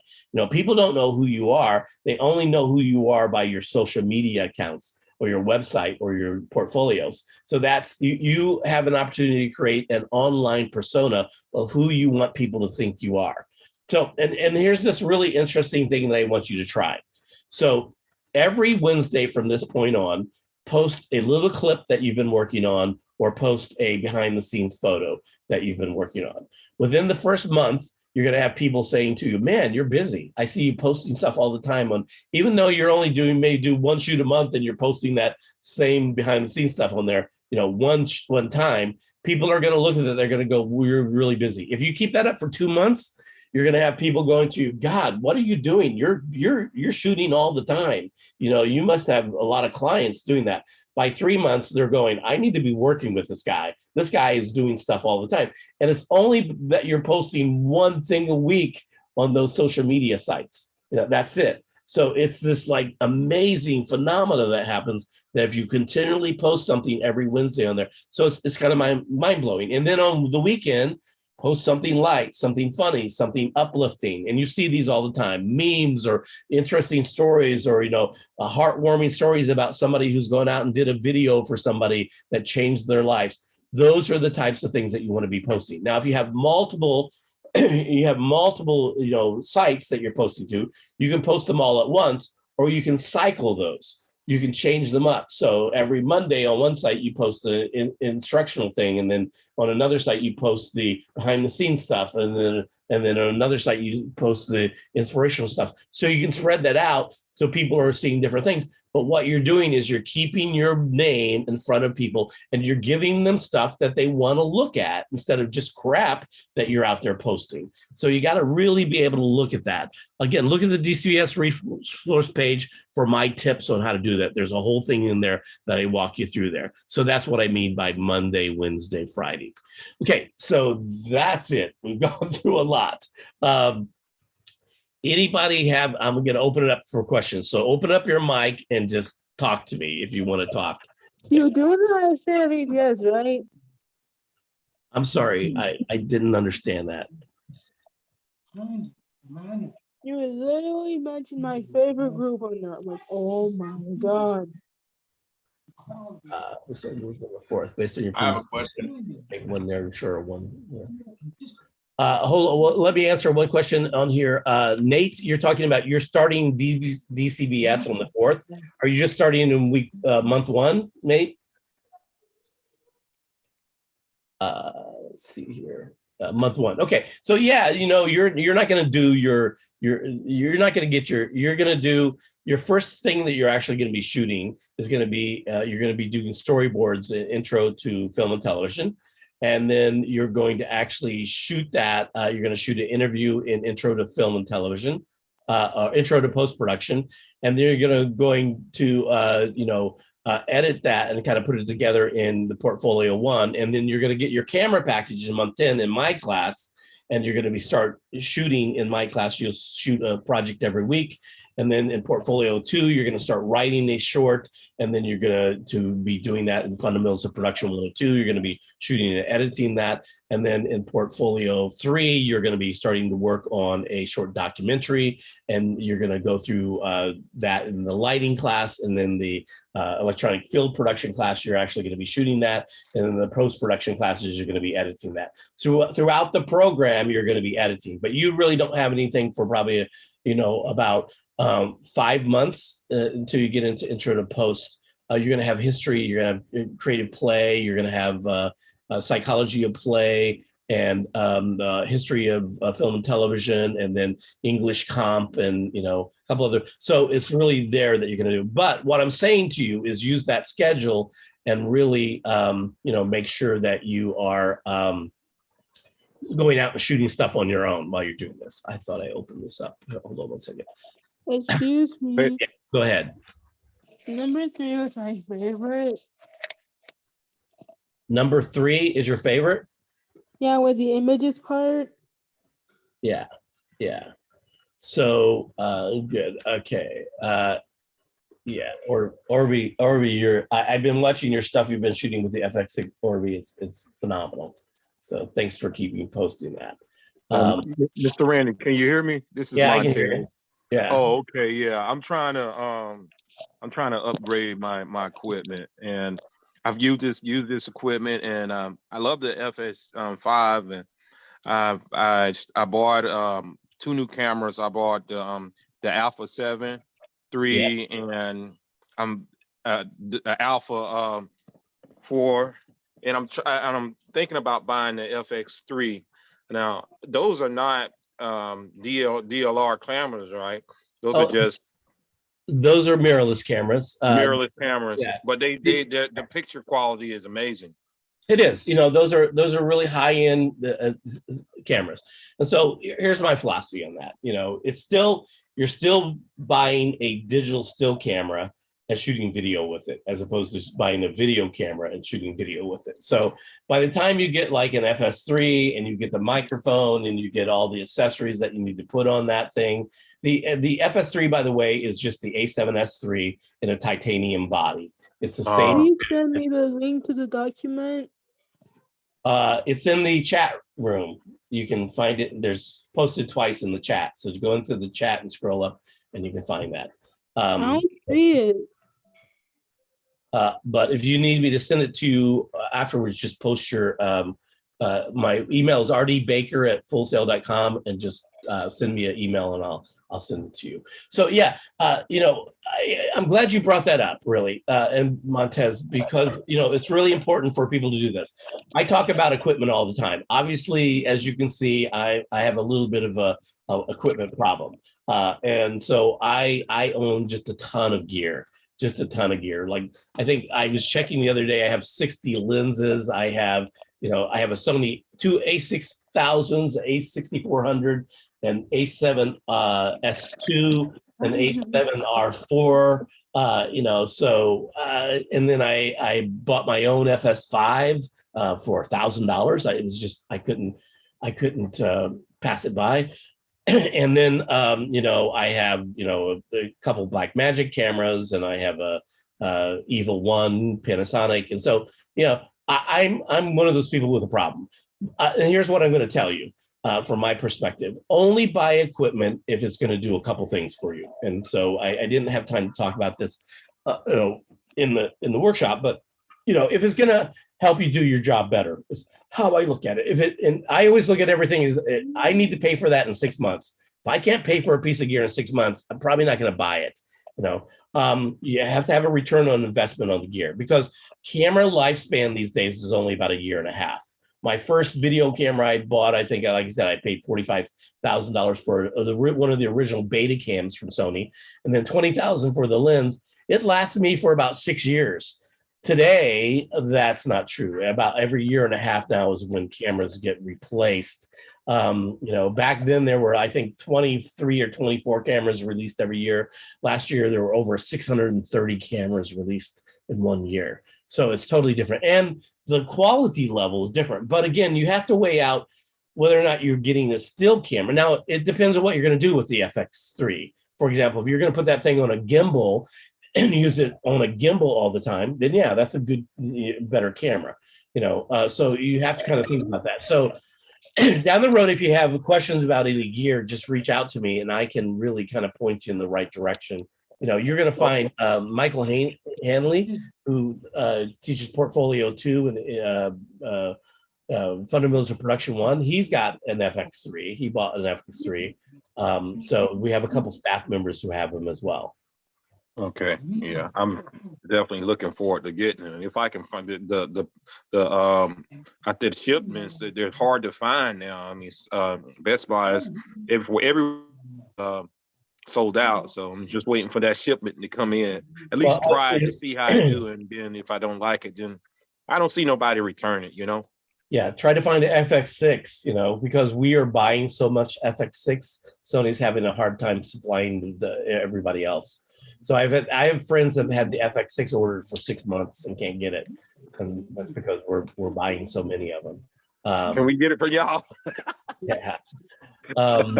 So yeah, but hang on to the FS5 is still a great camera, still one of my favorite cameras. But the FX6 with the backlit sensor is such a better low light camera with that dual base ISO. It's, as Orby will tell you, it's a game changer. I've never seen a camera that like this. It's by far my favorite camera out of all the cameras I shoot with. Roger, did you have a question? You had your hand up. Hey, yeah, hi, Professor Raker.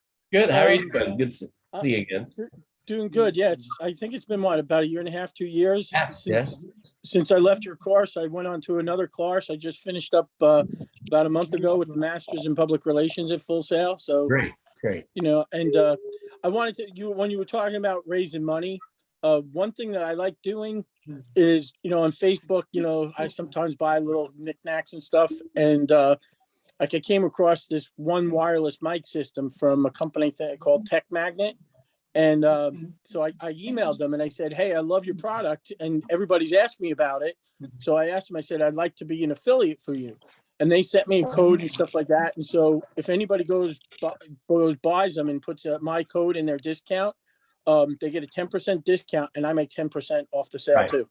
So that's everybody I know that has their own Facebook or YouTube site. That's what they're doing. It's product integration. So it's really a good way to do that. So yeah, it's good to have you back, man. Congratulations on your master's, by the way. Asia, you had a question? I'm trying to get through everybody's questions. I'm gonna. Yes, I had a question about in terms of like what I really want to do, which is like post-production and things. Mm-hmm. So my question is about when doing like post-production, like freelancing versus like having your own post-production company. My question is what, like in terms of like freelancing and like color grading and all those things, would it be ideal to start freelancing first? Yeah, I mean, I would freelance. Well, it really depends on what you want to do. If you can find a company that, and you're in a catbird seat, my friend, editors are, in great demand these days. Good editors are really hard to find. Everybody kind of thinks they know how to edit, but really good editors, and so to be a good editor, you need to know a lot of things. You need to be a producer. You need to know how to color grade and color correct. And there's a difference between the two. And you need to know how to do some basic 3D graphics and lower thirds and things like that. And you need to know how to edit music. And, so it's a lot. So again, it takes about 5 years, I think, to really become a great editor.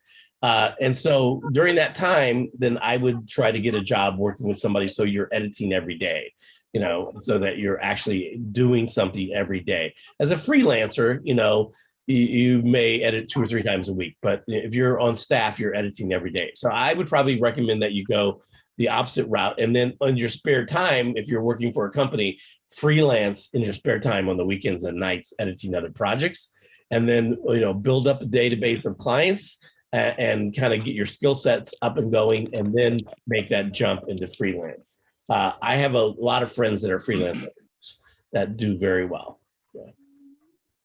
Yeah, you got to be careful about freelancing. I was just talking to a friend of mine the other day that worked for Darden Restaurant Groups as a freelancer, and 95% of his business was with Darden Restaurant Groups. And then when the pandemic hit, his major client went away, and he had to sell his company, and it just went downhill. So make sure you don't put all your eggs in one basket when you're freelancing. That's the other big thing I was saying. That help? Yes, thank you. Daniel, you had a question? I'm trying to get it. My mic was off. Can you hear me? Yeah, I can hear you now.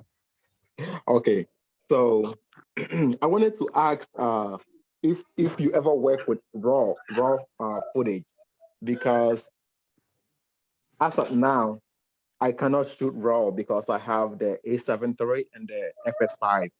Yeah. And I thought the workaround was to get a Atmos Ninja, but I got the Ninja 5, and I was totally wrong. I can shoot ProRes, but it doesn't allow me to shoot ProRes RAW. Yeah, So ProRes. You can't shoot ProRes RAW with it. Yeah. So do you think I need another camera? Let me ask you the first question. Why do you want to shoot RAW? So that I'll have complete grading. Are you really good at color correcting? Yeah, like when it comes to photos, I am very good at it. So I don't. So yeah, that's photos, but we're talking about video. So here's the thing that most people don't understand. When you shoot S-Log or RAW, you get an extended dynamic range. RAW is actually not video; it's just digital ones and zeros, and you got to use a program like DaVinci Resolve or Avid or Final Cut Pro or Premiere Pro to convert that back to video. Okay, and so I have Assimilate. I don't know if you know Assimilate Pro. Yeah. And so you're going to need a really strong computer, really fast computer with a lot of RAM, and you're going to need a lot of storage because you're talking about 300 to 400 megabits a second when you're shooting RAW. So, you're talking, that's a lot of storage, both in the amount of cards that you're going to have really fast cards to be able to record that, or an external recorder like an Atmos or a Convergent Design Odyssey 7. Then you're going to spend a lot more time and effort in post-production, heavy intensive, color correction and grading. Color correction is where you go through and you match all the video levels and get the white balance the same and make sure that your blacks are at the right level and stuff. And then color grading is where you actually go in and put a look on it. So, RAW, there's hardly anything baked in. S-Log, is extended dynamic range, and you have a little bit more baked in. A lot of people, unless you're really, really, really good at color correcting, I would highly recommend you stay away from RAW and that you shoot S-Log 3 instead. Yeah, it's got a little bit more baked in, but it's not like standard gamma where you got all this stuff baked into it. You don't have that, but you get the extended dynamic range. Unlike the FS5, it's 14 stops. On the FX6, it's 15 stops. And that's the same whether you're shooting RAW or S-Log 3. And that's primarily why people want to shoot, in those formats, is because the extended dynamic range, and you don't have as much stuff baked in, so you have a little bit more leeway to do that in post. So but other than that, you're gonna need to buy a Shogun 7 Pro, and it's still I'm just not sure exactly if you're shooting RAW for the right reason. No, because I got that idea for RAW because I was on the shoot and the person required RAW, and but I got on the shoot and I shot what I can in ProRes, and the person said no, he wanted RAW. So I got fired. I got fired from the shoot. Yeah. And it kind of hurt my pocket. Yeah, it just takes up so much space. So if you have clients that are requesting it, then that's a whole nother thing. But then you're going to need to invest in some additional equipment to be able to do that. Matthew, you had a question? Yes, sir. Basically, I, in response to what a lot of people are talking about, where to start at, I've been shooting for the past 2 years for like temp services and stuff. And their equipment is old, like I'm talking about old panties, Panasonics and Canons. I haven't even run across anybody that has he's still shooting a pro Handycam, it looks like some of them. And I just did a concert for Firestone, and they paid, as far as the pay being consistent, would you recommend continuing to work through these companies, as far as these temp companies, to, because like they're paying 500 to 900 a day, and I'm quite sure they probably make more than that, but it's just so many mechanical parts to a shoot. I barely even have time to shoot my own video, and to it's just really, really structured. And the reason I'm here at Full Sail is basically to get a formal part of it, to allow the expansion, because I know some of the post-production stuff, and also how to do the sheets and the magic boards and getting everything done. But I shoot my own real estate commercials part-time, because it's so much, it's like, 10 hours, and it gives you a way to know the lingo on the sets and really a professional environment. So it's like, I guess from the young lady that said doing editing, some of them, like you were talking about doing the LUTs, they do the LUTs while they record. And the temp services just seem to be the way to go as far as going through various production companies. And they a little bit more liberal to allow you to come in and shoot and getting a nice pay while shooting, learning the craft. You know what I mean? As far as young, my question went into a garbage can behind now. No, but there's tons of companies out there that you need to know about. If you look in here, there's some. I think I have a whole thing in here about freelance companies that you need to be looking at, and there's a ton of them. There really is a ton of them. If you look at these, here are the specific job companies. These guys list all kinds of jobs. These are the generic job companies. There's a bunch of regional ones, and this is only there's. Crew South, and there's Crew Atlanta. Beverly Boys is in like 5 or 6 cities out there. And then you've got the big ones, which is, like Production Hub and Mandy's and those sites. And these are the ones that you need to be looking at, the crewing companies. So these are like the temp companies. And then here in every city, there's a bunch of temp companies, especially for event videography, convention and conference stuff. And it's like you said, the pay is great. And when you're talking about making $400 to $1,000 a day to go out and shoot stuff for somebody, it's not the most exciting stuff in the world. That's kind of hard to walk away from, So you got to learn how to balance it out. It took me a long time to learn how to say no. And when I started saying no, then my rates went up.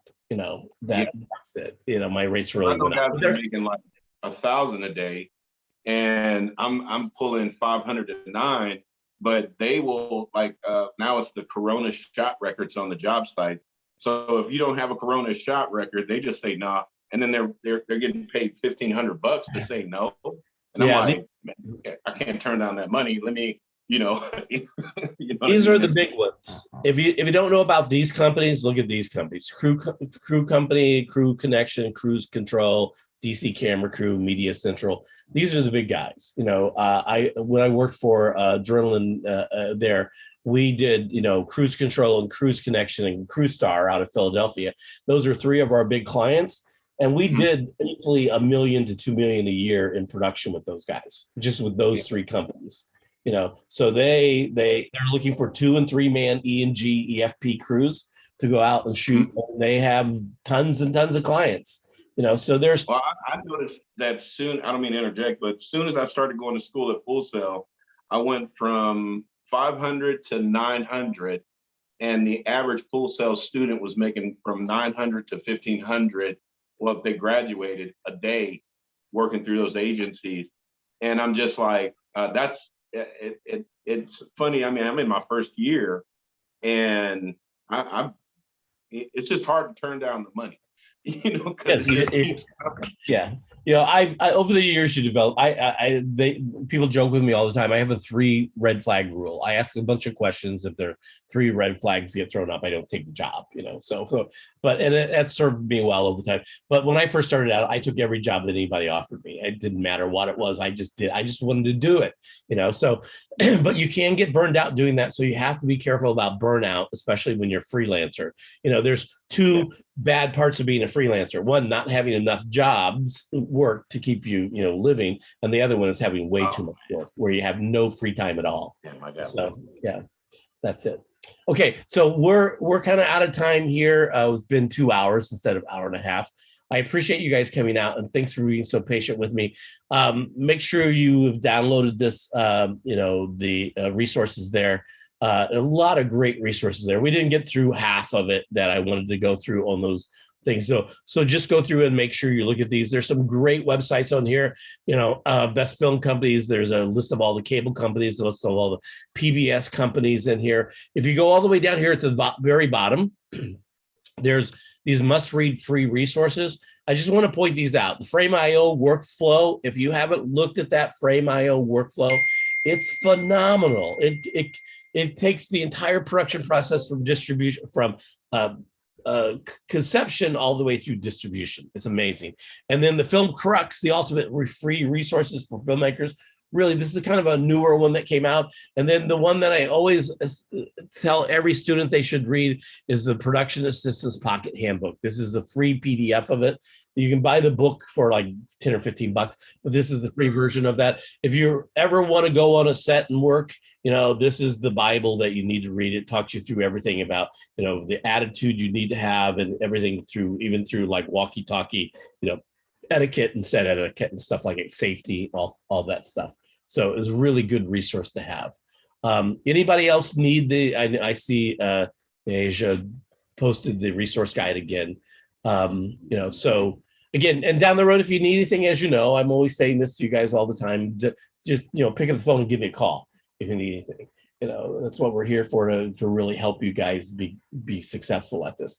After you graduate, you may get calls from people from Full Sail or people checking up on you to see what type of job you have. And so for us, it's a little harder because a lot of our, you know, people start their own company. So, you know, make sure when you talk to people that Randy, you get where you're at. Yes. Hey, can I go ahead and leave? I'm gonna write my paper up on this. We're leaving right now too as well. We're just, okay. Is there a way you can send me a copy of this to my email, Randy? This paper? a copy of what? The resource list. Yeah, if you send me, my email is rdbaker@fullsail.com. Hold on, I'll send you. I'm gonna write it down right now. Hold on, just so that I have it. I'll put it in the thing. RD Baker. I'm trying to write it down real quick so that I don't lose it, and this way I know it and I don't. Can you give me a chance to write it down before you close it? Hold on, I'm just let me send it out to everybody. Yep. Hold on 1 second. I don't want to have you close the I had chat lost and my not space. see it. RD. It's in the chat. Baker. Yeah, it's in I the know. chat. I'm looking for it right now. RD Baker, BAKER at fullsail.com. Where do I find that job? I got kicked off. My battery died. Where's that information for those different cruise shops that you were talking about just a moment? It's in the chat room, but if you need it, let me post it one more time. So Okay. as you get out of here, let me just I'll post both things on here. Hold on 1 second. I gotta get it to everybody. Someone said that if you're on an iPhone and iPad, it's not gonna show up. I guess it's only showing up on computers or on Androids. Yeah. Hold on. Let me. All right, Randy, I'm going to go ahead and go. I will send you an email to your Full Sail email right now so you can email it to me. No problem. That's All it. right, thank So you, there's buddy. the resources there. And if again, just write down my email, rdbaker@fullsail.com. and it'll be on there. And then we'll have this Zoom posted in the next couple of days as well. Can you send me both the resource and everything I will. else? Yep. All right, thanks, Randy. Okay, cool. Ryan, it's good to see you, by the way. You too, Randy. Yeah. Okay. All Thanks right. for coming out tonight, guys. If you have any Thank questions, you, Randy. please It was good hesitate meeting you, to reach out. man. Yep. Okay. Bye-bye. Bye.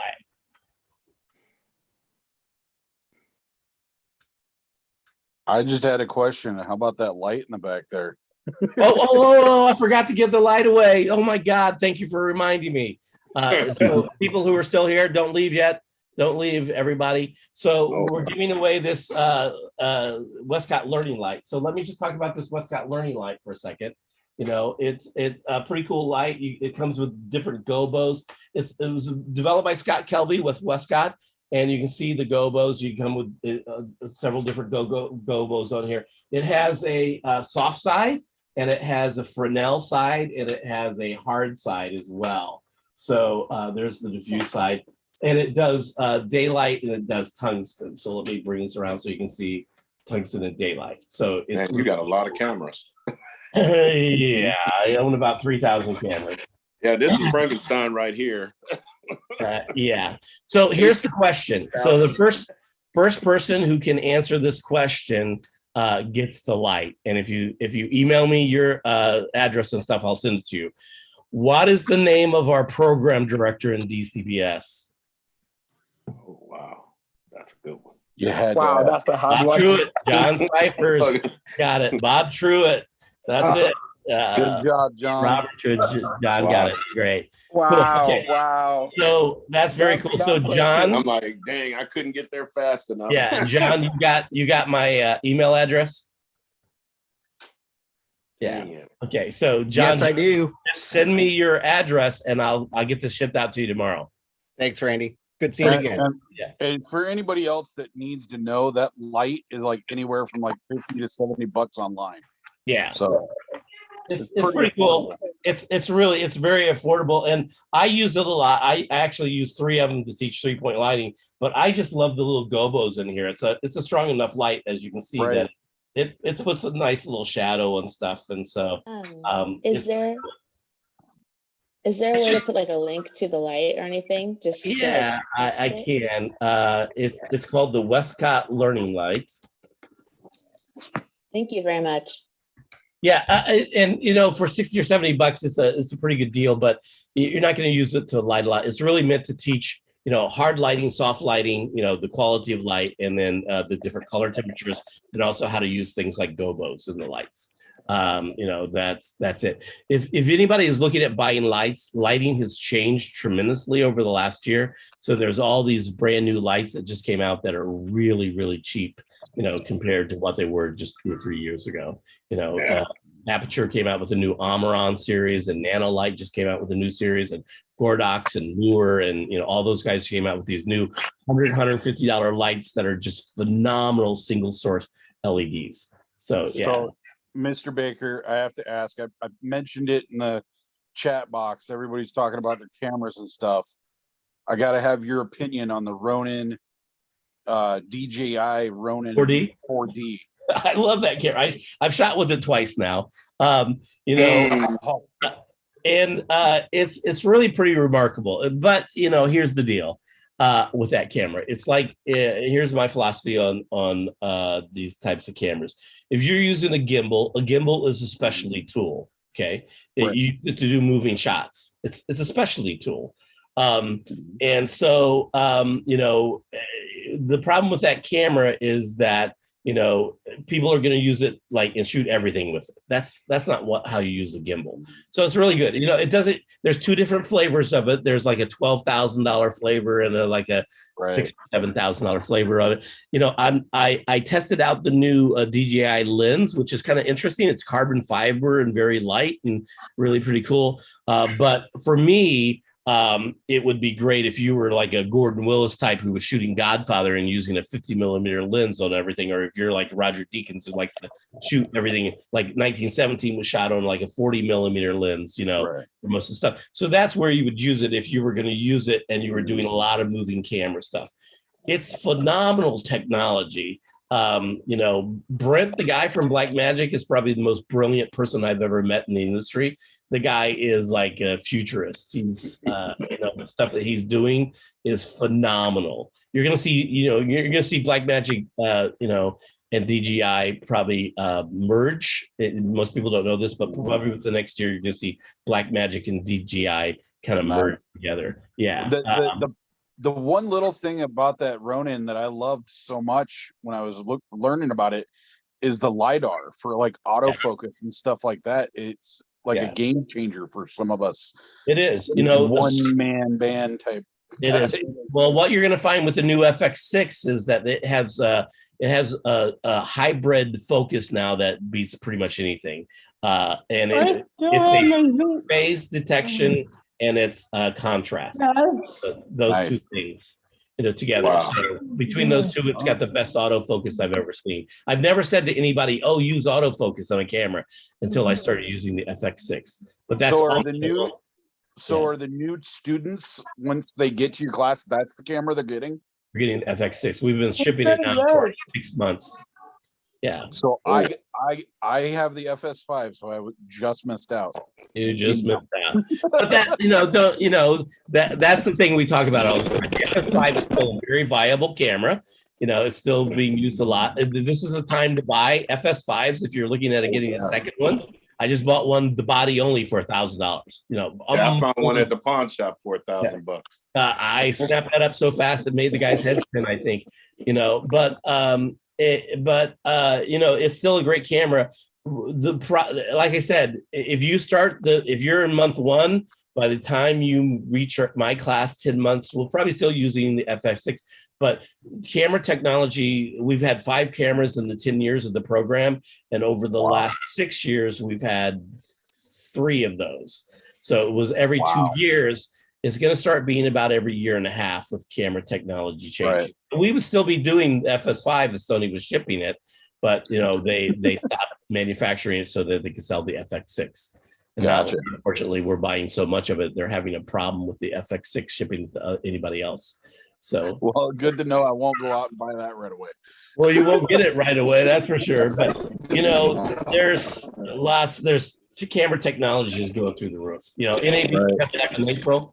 Here, next couple of weeks, we're going to see a bunch of new cameras. Right. Well, thanks again. Okay, good great. Seeing you. Good seeing you too. If anybody needs anything at all, again, don't hesitate to reach out. Willis, good to see you too, by the way, man. It's been a while. Okay, I'll talk to you guys later. Bye. Bye, Professor Baker. Bye.